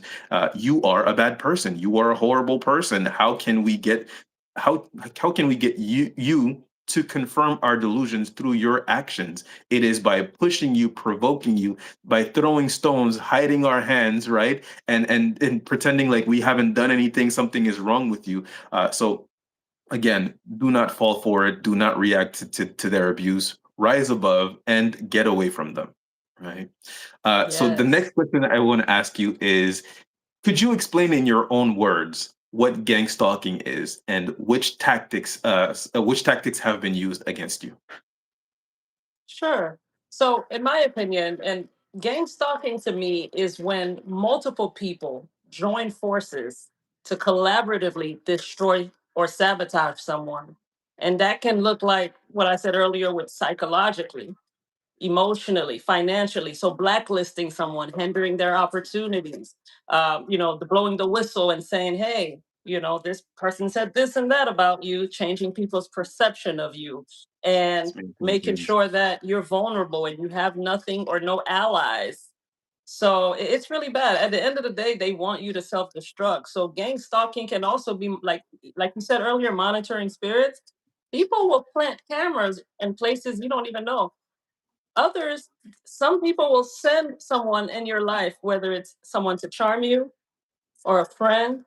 They know everything about you. You know nothing about them. And the whole time they were sent by these people. And what happens is they gain intel on you.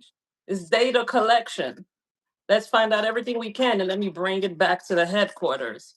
Another thing they like to do too is pretty much dimming your light, making you feel like you're nothing less than. That Yeah. way, it tricks you into thinking you're not capable of reaching your maximum potential. So that can keep you mentally imprisoned, like we talked about earlier.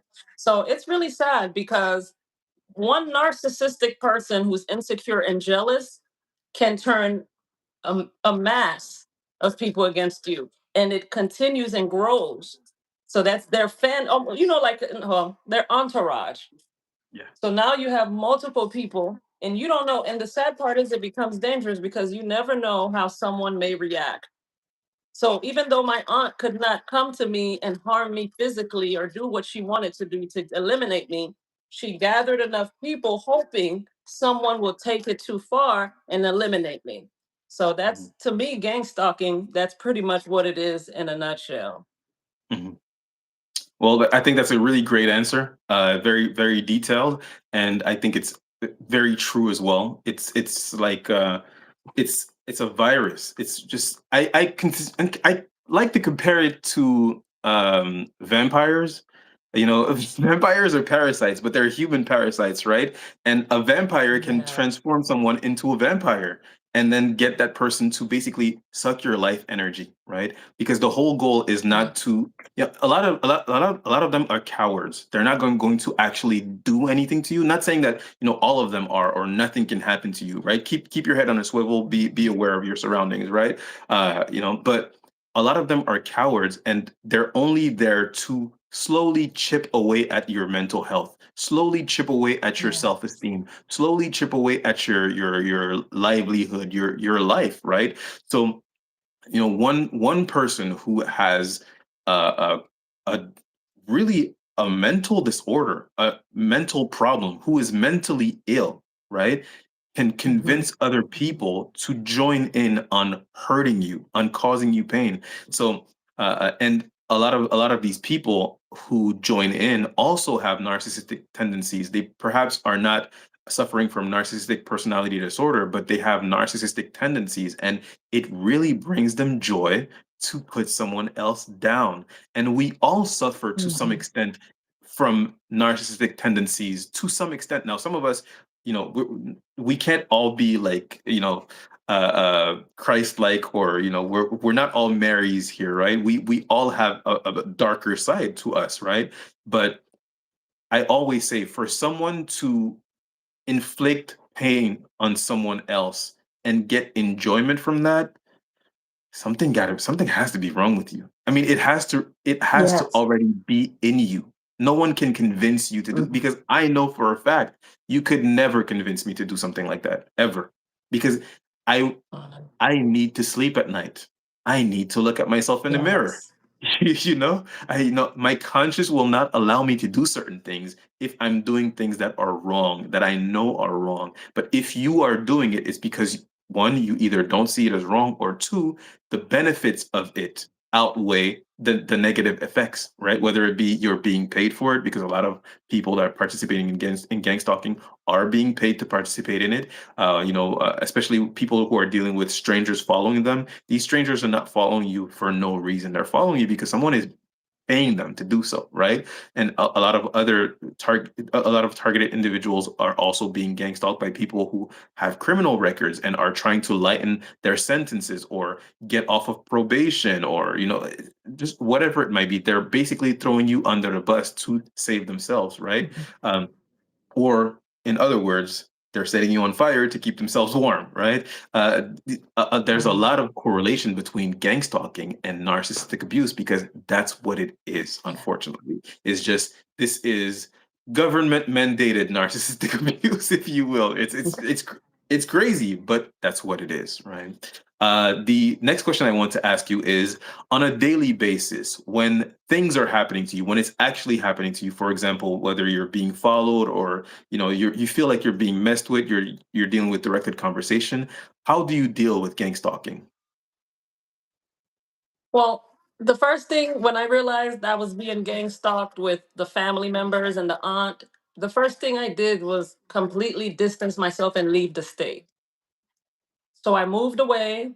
I broadened my horizons, went back to school. I said, well, I'm never gonna have the opportunity to have family support or any type of support system. So I have to be ready to stand on my own too if I'm gonna be no contact.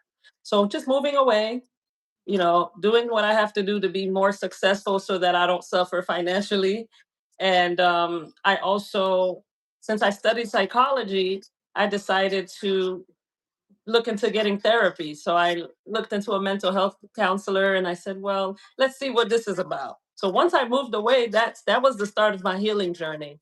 And I saw my mental health counselor a couple times a week and I talked to him about everything that was going on and it helped tremendously. I know going to see a therapist can sometimes come across to some people it's a little bit like stigmatized where people feel like, well, if you go see a Especially in therapist, our you must be culture. crazy. And there's nothing wrong with seeing someone because you know Yeah, what?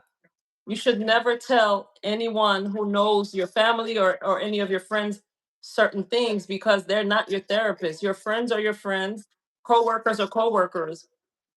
So that's why it's imperative to just be cautious of what you say and who you speak with. But getting therapy was good. Contributing to a healthcare routine, a self care routine. I get massages weekly.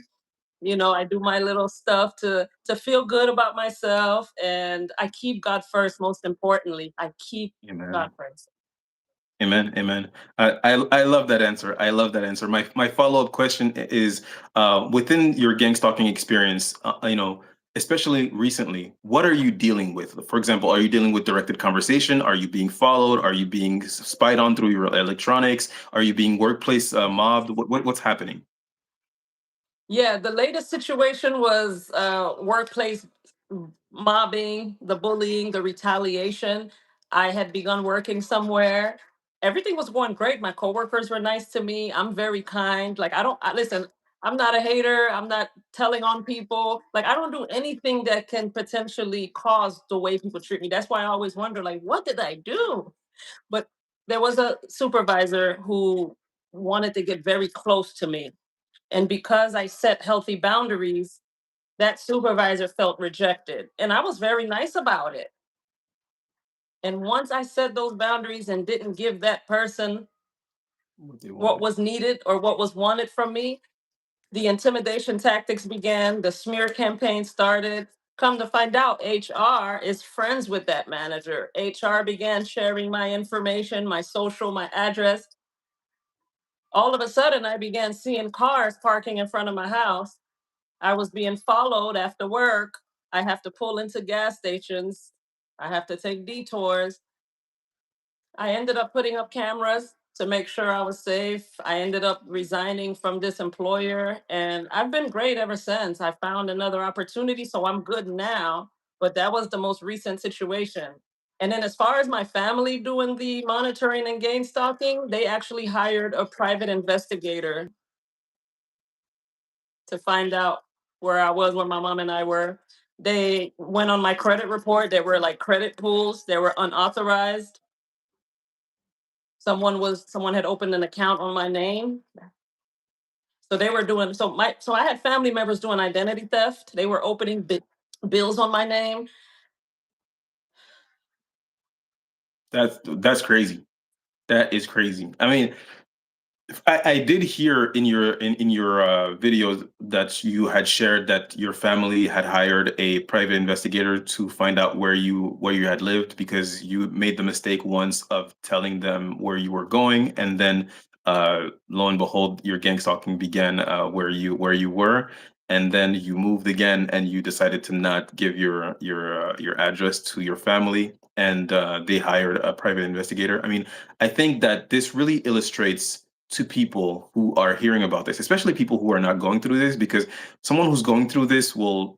I'll give you an example. I've never had experiences with V2K, what is also known as voice to call technology. I don't know if you've heard of this before, but I'm guessing you have since you're being gang stalked. But voice to call is basically a technology where they beam voices inside the minds of people, right? And there are a lot of people who are going through gang stalking who deal with that, right? Who are actually being abused in that way, as well as being followed, as well as directed conversation, as well as workplace mobbing, things of that nature. But because I was being gang stalked, and because um, the experience of being gang stalked is so unbelievable, and it's just like, how could these people go through all this trouble for little old me who has done nothing to them, right? When I heard people talk about V2K, I kept an open mind, not because I believed that it was possible or I believed that the technology exists, but just because I knew they go really far. And perhaps it's not happening to me because uh, you know of whatever reason, but it doesn't mean that these people are lying, because they're talking about other experiences that I've gone through that no one would ever talk about unless they actually go through. And I feel like directed conversation is the most common tactic that people go through. And directed conversation is, for example, you go home, you watch Netflix, you pick a movie. Let's say you watch Shrek, great movie, and you watch Shrek. You go to work the next day, and now your coworkers are talking about Shrek. They're either talking about it to you, or they're talking about it amongst each other within your earshot, right? And you go, that's strange. You go home, you read a book, you read Harry Potter and the Order of the Phoenix, right? And you go to work the next day, and now they're talking to you about Harry Potter, and or they're talking amongst each other about Harry Potter, or perhaps they're not even talking about what you did the day before. only they're talking about that, but they're also talking about or making allusions to things about your personal life. For example, I'll give you an example. Let's say you owe your cousin $2,000, right? I mean, I don't owe my cousin anything, but let's say you owe your cousin $2,000, and you feel really bad about not being able to pay him back, and you've been paying back in increments, like in small payments, right? And your cousin is giving you crap about it because you owe him money, which is fair. And then you go to work, and now they're talking about $2,000 debt, 2,000. Like they keep just repeating that, making allusions to things like that, right? This is something that happens a lot to gang stalking victims, to targeted individuals, and it is also the type of thing that holds such plausible deniability, because when you explain it, people go, well, that's a coincidence. You're looking too deep into that, right? What they don't understand is, no, no, no, you don't understand. This keeps happening over and over and over, Yes. right? And it's like when it happens once, for example, the person that I was at their place the day before I discovered an audio of them trying to recruit my other friend into gang stalking me. When I was at her place, she had made at least four distinct directed conversations effort while we were sitting at her dinner table, right? And I brushed it off because I'm thinking to myself, that's strange that she would make allusions to things that I did yesterday or things about my personal life, but this is my friend. So I'm going to leave it alone, right? But lo and behold, the next day I'm hearing audios of the same person who was so sweet to me the day before. I mean, she invited me over a place to go trim her dog's nails, right? Her dog's claws. She wanted me to cut them. And, I'm telling her, you don't need to pay me. It's fine. We're friends. I'm doing a favor for you. But she insists and she goes, let me give you some money. And she throws $50 my way. And I'm just super thankful because I'm a targeted individual. My financial situation is not always what I want it to be. I'm being sabotaged here. So I was really thankful. But then the next day I wake up and I hear her speak of me. I mean, I've forgiven her. I mean, I'm not saying I won't sue her because I probably will, but I've forgiven her, right? But my wife heard that and she was just telling me like, please, God, do not let me see her again because I don't know what I would do to this person, you know. And my wife is not a violent person, and I don't think that she would do anything like violent physically to that person. But I'm just saying, like, the things she said about me are absolutely unforgivable. I'm able to forgive because I'm able to understand this person has been played. They're playing with her mind. They've shown her things about me, or they told her things about me without giving any context to it. This person doesn't understand that I've been gang stalked for about 20 years now. That they're only seeing what is being told to them, right? They're not seeing the provocation, the goading, the constant eroding at my life. They're only seeing how I'm handling it, how I'm dealing with it, or the negative things I may have done in my life, right? So I'm able to forgive because, as Jesus said on the cross, forgive them, Father, for they know not what they do, right?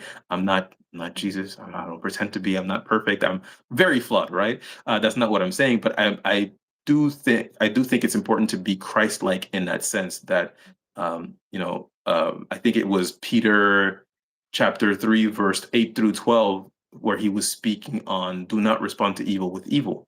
Rather, when someone is antagonizing you or attacking you or is doing evil things onto you, respond to them with a blessing, forgive them, move on, right? Yes. Do not allow the devil's games to take over, because this person may have been taken over by the devil into attacking you. But once you retaliate, the devil wins. That's what the devil wants, right? That was the whole Yes. purpose the whole time. So uh, it's important to understand you can forgive someone and not necessarily, stay in contact with them and move on. Everything that my mother has ever done to me, I forgive, I move on. I'm never going to speak to you again, but not because I don't love you. I'm never going to speak to you again because I know what that leads to, right? So it's the same thing with the people who participate in my gang stalking. Is we forgive, we move on, and it is I give them grace in the sense of maybe one day you'll realize you made a mistake. And I truly pray that you do. I pray that you do. But I don't want to be around for it. I don't want to suffer you anymore. Hopefully you find your way back to the light, and you know, God bless. Right? That's all. That's the way I see it. And this, of course, considering this is a person who literally was trying to destroy my life, I do have to keep in mind that suing them, if I decide to do so, I probably will. If I decide to do so, is not about retaliation. It's about making things right. You took food off of you took food off my table. You took money out of my pocket. You destroyed my reputation. You know, there are actual consequences to that for me. And I don't want to, hurt you back, but I do want to be made whole again. I do want Yes. justice. And no, that's all I have to say about that. Anyways, the Mm. next, No, I completely agree with you. It's important to still not stoop down to their level, but you deserve justice because what they have done, what she's done to you is in some sense it could be irreparable for some people. So holding them accountable, and I think that's something that needs to be done. The more we hold them accountable, all the people who are gang stalking, I think there'll be less and less people doing it. And I feel like, I don't know if you saw one of my videos, I said um, bullying and harassment needs to be illegal. It needs to be a crime. If these things are listed as crime in all the states, you'll see less people being harassed in the workplace. You'll see a lot of that go away because now they're going to go to jail or they may face serious penalties for their actions. absolutely. So I always encourage people get their attorneys. So I ended up, I don't know if I said this, but I ended up getting an employment law attorney, a civil attorney. Like I have a whole dream team of attorneys at this point on payroll Get them. to make sure these things don't occur because remember they wanted us to operate in fear. But once you start to take your power back and you take action, they pipe down. Trust me, they do. Oh, for sure, absolutely, 100%. And for anyone who's thinking about getting a civil lawyer, first of all, I would definitely say go civil. Go civil first, because your chances of winning in a civil court are much higher.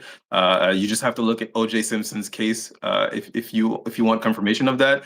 When it comes to on the legal side, he won. On the civil side, he lost. Right, millions he lost. So keep in mind that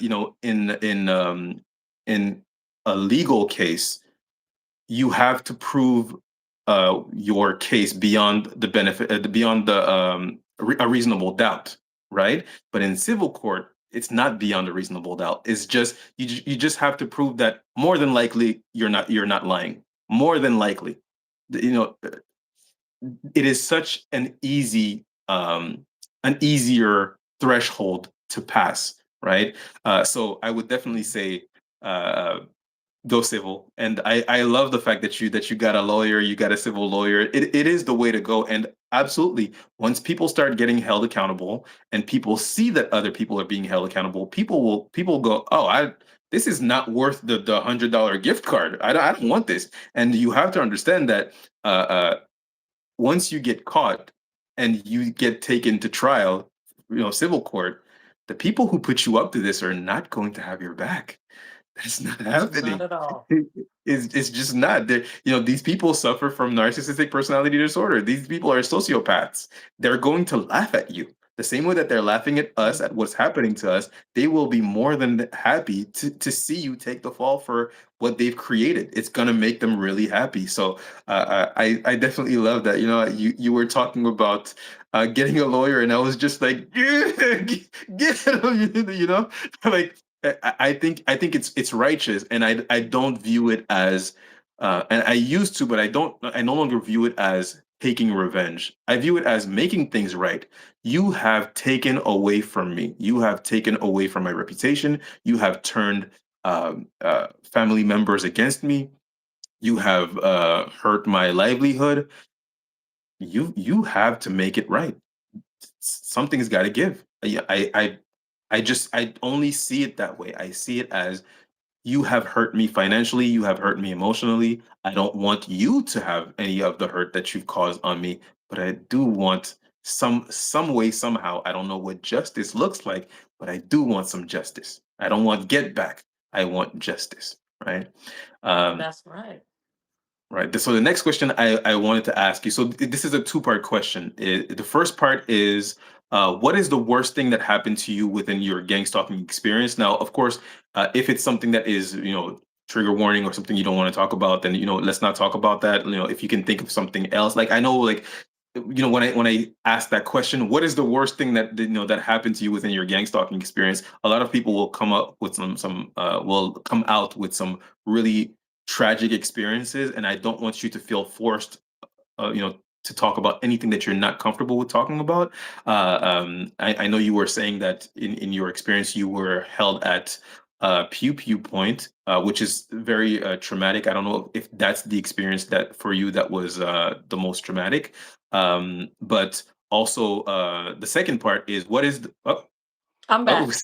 sorry, we lost I'm you. back. I do apologize. I don't know what this is my first time actually using it, this app, and now that I know what's going on, we'll be all right for next time. Don't worry. I'll have it more prepared. But I'll tell you what, the worst thing that has ever happened to me as it relates to gang stalking, it was a time I got laced. Whoa. There was a young lady who had eyes on me everywhere. This was in high school. She would find out what school I was at because we ended up drifting off after middle school. We each went to different high schools. And what she was doing was tracking me, finding out what school I go to. She found out where I lived. This was a freshman in high school doing all this. And her parents or her family worked in high places, IT, Department of Defense. Oh boy. So this was going on in high, this happened to me. And by the time I turned 17, she tracked me from ninth grade to senior year, and she was able to send a familiar face. She sent two people we knew from middle school. They reached out to me on MySpace and said, "Hey, AJ, how you doing? Haven't seen you in a while." And I'm just thinking it's just two innocent people who just miss me. And because I didn't have problems with them at the Mhm. time, the last time I saw them, so I thought it was cool. And I've never been a smoker, but they smoked. So when they linked up with me, it was like, "Oh, you want to smoke?" So I didn't really want to be a party pooper. And sometimes we get dragged into peer pressure and we have an intuition. Something tells us not to do something, but we still do Yeah. it when we're young and, in novice or novice. And I Mhm. tell you what, they laced the joint. Oh, am I allowed to say this on? I don't know. It's fine. They they put a dangerous substance in the thing. Mhm. And when I wasn't, I mean, you're young, you don't think you're going to get laced by old friends who you didn't have an Mhm. issue with. They put a dangerous drug into that thing and they handed it to me. After two or three puffs, I felt like my heart was going to stop. I literally felt like I was going into cardiac arrest. I lost control. I was in delusion. I couldn't stand up straight. I was having trouble breathing. I, it was the worst experience of my life. I literally felt my brain frying in real time. And I remember, even though all that was going on, I was still a little self-aware. And mind you, I was 17 years old, and I can see them pretty much laughing at me, like mission accomplished. Those two friends dropped me off and back they because we ended up leaving my house. They met me at my house. We left to go out to eat. And they did that to me in the parking lot of the restaurant. And then they dropped me back home like a sack of garbage and left me right in front of my lawn. It's by the Wow. grace of God that I recovered every day. And I thank God every day because what what that has done to people, some people don't come back from that mentally. It destroys the person. Yeah. So I went into a slight, I wouldn't say I want to say it was like a hallucination thing because it wasn't full on psychosis because I only took two or three puffs, but I just remember feeling horrible. And then somehow I got the strength by the grace of God to get up from my lawn and go inside the house and lay down. And as a teenager, you don't want your mom or dad to see you in that. You don't even want them to know you were, indulging in this type of activity. So, and who knows, if I would have spoken up, they could have taken me to the hospital to do a detox. Yeah. So I just pretty much slept it off. The next day I woke up, I did feel a little off, but by the grace of God, I came to a full recovery. I didn't have any long lasting effects from that, but I feel for the people who have dealt with that. But all that was part of the gang stalking that that young lady did. And guess what? A lot of these gang stalkers, the leaders of these gangs, are actually working in fields like nursing, healthcare. These are police officers. Like they have pretty serious authoritative positions in life, but they have no integrity. This woman is a nurse practitioner dealing with OBGYN. Like, Mm, I wonder what you're doing to people. I wonder what you put your coworkers through. Same thing with my aunt. By the way, my aunt, the one I talk about very often, pretty much. she's a nurse as well. Some of my biggest bullies are school teachers. They're police officers. They work for Department of Defense, the DOJ. And I'm like, you were doing this to me in your mid 20s or late teens. What are you doing to people in the workplace? What are you Yeah. doing? How are you manipulating? This is why a lot of times your information is never really safe because of the people in charge. So, yeah, so getting laced, not to get off topic, but getting laced was the worst experience of my life, but it taught me a big lesson to just be cautious at all times and never indulge in anything you're not supposed to. And God really saved me. That is such a testimony because when Amen. I sometimes I before I left my home state, I would see people at the gas station and I'm looking at, wow, I went to school with this person and they've completely lost it. They're not the same person anymore. And that could have easily been me. So that's Absolutely. why, especially for the younger generation, I see a lot of people are into illegal, drugs and things like that, and substances. You got to be very careful. And what those two laced me with was PCP. Hmm. That's Yeah. what it was, and so that usually causes long term damage. So again, Absolutely. I thank God I never touched anything like that again. I never tried it, but she really wanted to take away my future at only 17 years old. Like you'll be surprised how far people go to destroy someone. No, absolutely. And the reasons why they do it often is just for personal gratification. It just makes them feel good to do it. And like you said, that specific substance that they put into the that they laced you with, it takes lives. Not in the sense of it unalives you, but it takes your soul away. It can really create. We speak of gateway substances. I don't believe that all substances are gateway substances when it comes to illegal or even legal drugs. But when it comes to the specific one that was laced in that you were laced with, it is a gateway. It absolutely is a gateway, and it can cause really serious issues such as psychosis.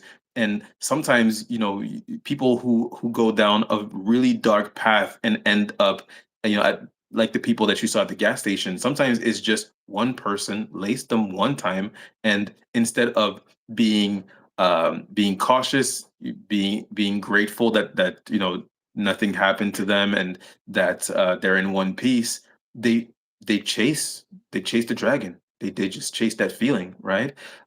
So I just want to take a second to also thank God that you're safe. You were smart enough to take this as a lesson and not let this lead you down the wrong path. Thank Praise you. God. Yes, praise God every day. And Yes. there's a reason Now, why we're still standing. We absolutely, have a purpose absolutely, and a mission. That's why we absolutely. can't let them break us down. We're here for a specific reason. God put us on this planet. The plan was already written. Yeah. Yeah. I agree, I often I often say, and I hate to say it because I know it makes me sound a bit arrogant, or not arrogant, but it makes me sound bad, is I don't want to do this. What we're doing right now, like I'm very much enjoying the conversation that I'm having with you. It's one of the most enjoyable conversation I've had so far, especially considering that we're of the same culture. We can really relate to each other. Mhm. But making videos about gang stalking, I don't want to do that. I'm not this is not what I had planned for my life. This is not what I want to do. I'm trying to chill. I have things I want to accomplish in life. I have things I want to do. I'm not doing this because I want to. I'm doing this because I feel that God is telling me to do it, right? And when you have a divine purpose that is being imposed on you, how can you say no? I mean, not just how can you say no, but how can you sleep at night when you say no to your divine purpose, right? Mhm. I truly honestly feel like God has helped me survive 19 years of gang stalking because he wanted me to speak from a place of experience. He wanted me to help people who are going through this. He wanted me to fight evil, you Mhm. know. And my wife often she doesn't like what I'm doing, uh these videos. She doesn't like that I'm putting myself in danger. She doesn't like that I'm very much, have my mind occupied with this subject often. But she does understand the importance of fighting evil. She does understand the importance of the mission, and she often tells me, even though I don't like that you're doing it, I would never tell you to stop. So, and I love my wife for that. Ah, which yes. which brings me to this to the next question, which is, what is the best thing that happened to you because of gang stalking or despite your gang stalking experience? The best thing that ever happened to me was being able to overcome and be resilient despite the trials and tribulation. And Hmm. God being so powerful and so merciful. So getting closer to God. Sorry, I have someone in the background. I'm sorry. So getting Okay. closer. So after everything, getting closer to God was the best thing ever. That's number one. But I will tell you this: being able to speak on these topics and share my experiences is helping so many people share their stories. It's helping people heal in real time. And just being able to have a voice and be a voice for so many others is a blessing in itself. So I thank God every day that I can speak up and I can give advice. People are more than welcome to reach out in an inbox. I'll tell you how to get over this and fix this. Whatever it takes. I want to help others. That I believe that's my purpose in life, is to be of service to others and help them, because my mission is to help others maximize their potential and to help them avoid mistakes that I made. Wow, wow, what an answer. What an answer. I love that. I love that. I'm not even gonna add anything to it. I love that answer. That was a perfect answer. God bless you. God bless you, Thank AJ. you. You too. Thank you so much. So the next question that I want to ask is, how have these experiences, well, obviously, how have these experiences affected your relationships with friends, family, and work? Okay, so as humans, we are naturally guarded when we're devastated or when we are betrayed. So now Yep. we have these defense mechanisms, we have these walls up, and sometimes we can come across as being a little bit too cautious and borderline Mhm. paranoid, even though it's not paranoia because these things are really happening. But some people can be a little offended when you're not bringing them to your house, Yeah. being quick to let them in. But it's like, well, you have to learn from your mistakes. So if being too open has gotten you in trouble, don't blame me for doing things differently in order to achieve different results. So I know in a workplace, I'm very kind, just like I am outside of work. I'm myself, but I am a little bit more reserved than most people. I'm not quick to open up and share everything. Although wonderful friendships can be made at work, you still have to take your time to get to know people. And that's the Mhm. part that confuses people. Once you take time and you want to set boundaries, they become upset. So I know people at work have been annoyed with not being able to get in my business. Sometimes when people want to befriend me, just when I'm out and about, I still try to take my time. I don't, shut them out, but I take my time and analyze them. I think it's the psychology in me and my criminal justice background.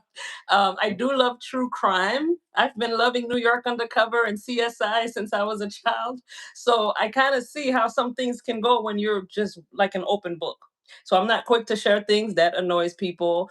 And if I am in a relationship with someone, if I take it slowly, that can be a little bit of a problem. Then they feel like, well, it's going to take too much to break you down, so I'm done with that. And then you know what? I said, well, you're lost because the right person will understand what's going on. So that's the negative things. The positive things I would say is pretty much I have been able to keep myself safe by being cautious. Yeah. That's it. No, this is a great answer, and I think that first of all, as you said, certain people, when you put up your boundaries, they take it wrong, or they'll go on the attack, and I think that this is revealing. It is Mhm. revealing when you uphold a boundary and people view it as an attack. It's revealing of their characters, because narcissists view boundaries as personal attacks, because they don't see people as people. They see people as objects to be used, and they see your value in how Mhm. useful you are to them. And if you uphold boundaries, they see it as, this is a personal attack because I own you. You are mine, right? So Mhm. if you uphold boundaries and people take it, they're offended by it, it usually means that these people are not for you. And the boundary that you're upholding is really your first line of defense against people that will probably hurt you in the future. So I would definitely say, hold on to that boundary. And, you know, instead of feeling bad that, you might have hurt someone else's feelings with your boundary, feel good that you have kept yourself safe from someone who does not respect boundaries, right? And by Mhm. raising your frequency, and by raising your boundaries, by raising your self-love enough to uphold your own boundaries, you are not just pushing away people who would come into your life and hurt you, or you're pushing away takers, people who don't respect boundaries. You are now making room for people who will.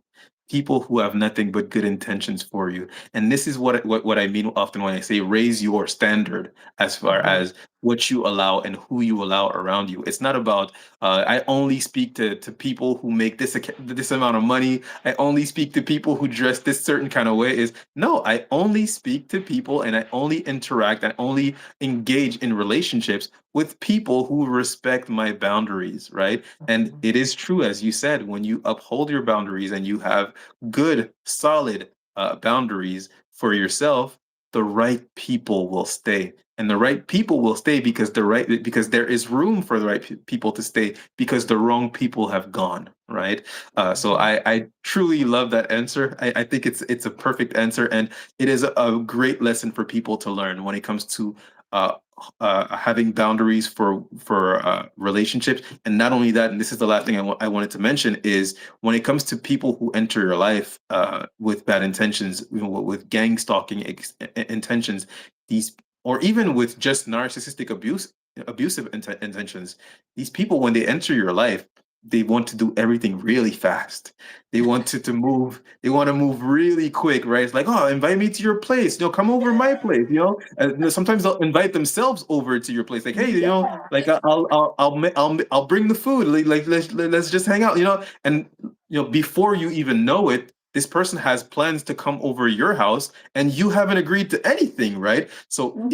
if you feel like someone is um, being overly friendly to you, Yes. and just wants to get close too fast, or faster than you are comfortable, be comfortable in letting them know, hey, nah, not happening.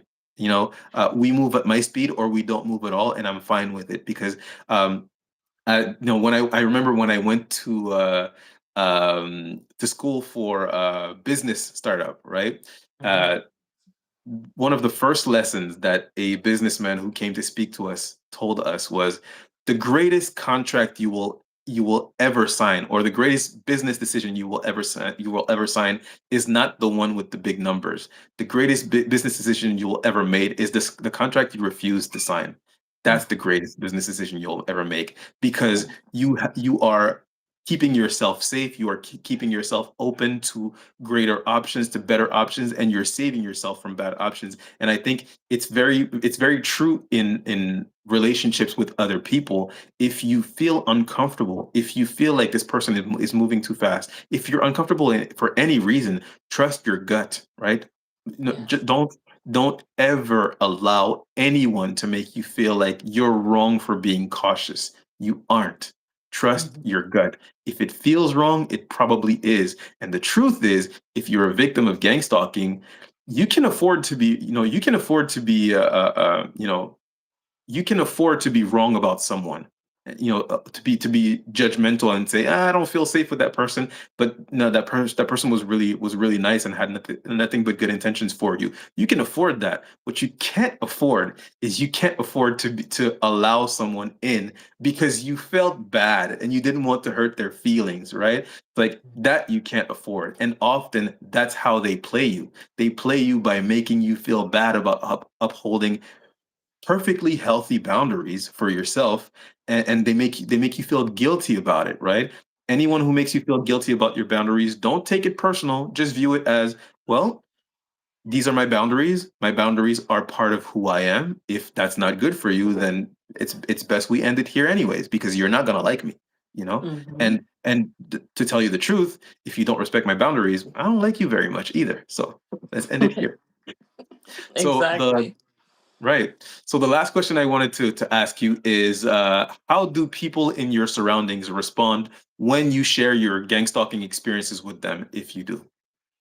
I'll be honest, I'm very selective of Mhm. whom I have these conversations with, because when someone doesn't understand something, they'll misjudge you and mischaracterize you. Some of them will even say, "Well, what did you do to the people?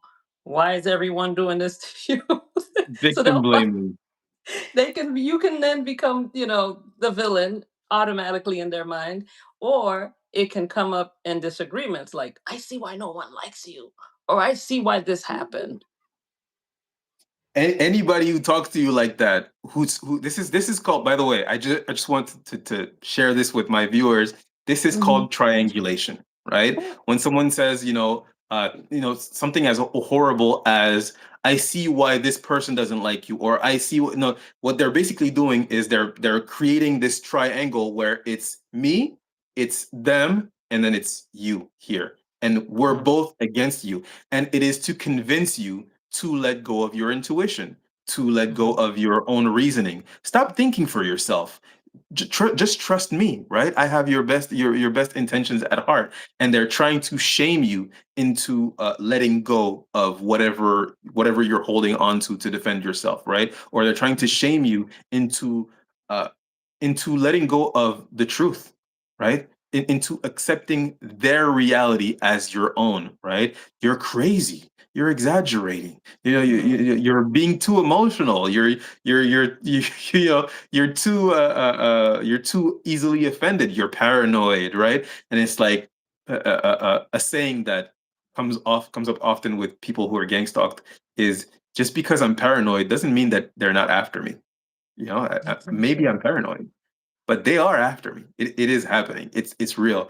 And yes, all of this is built in a way that when you explain it, it makes you seem like you have some sort of mental illness, like you're suffering from psychosis or schizophrenia, paranoid schizophrenia. Yes, these are the facts. But I've never met AJ. I don't know AJ. Why do we have the exact same delusion? Why why is that? It's so strange, right? Mhm. We're both engaging with people who are mentioning things about our private lives constantly for years. I mean, is this happening to you? No, because you're not being gang stalked. We are, right? Right. So delusion is possible, but shared delusion is also possible. Shared delusion with strangers that I've never met. Come on now. Mhm. Come on now. Oh, yeah. Mhm. Mhm.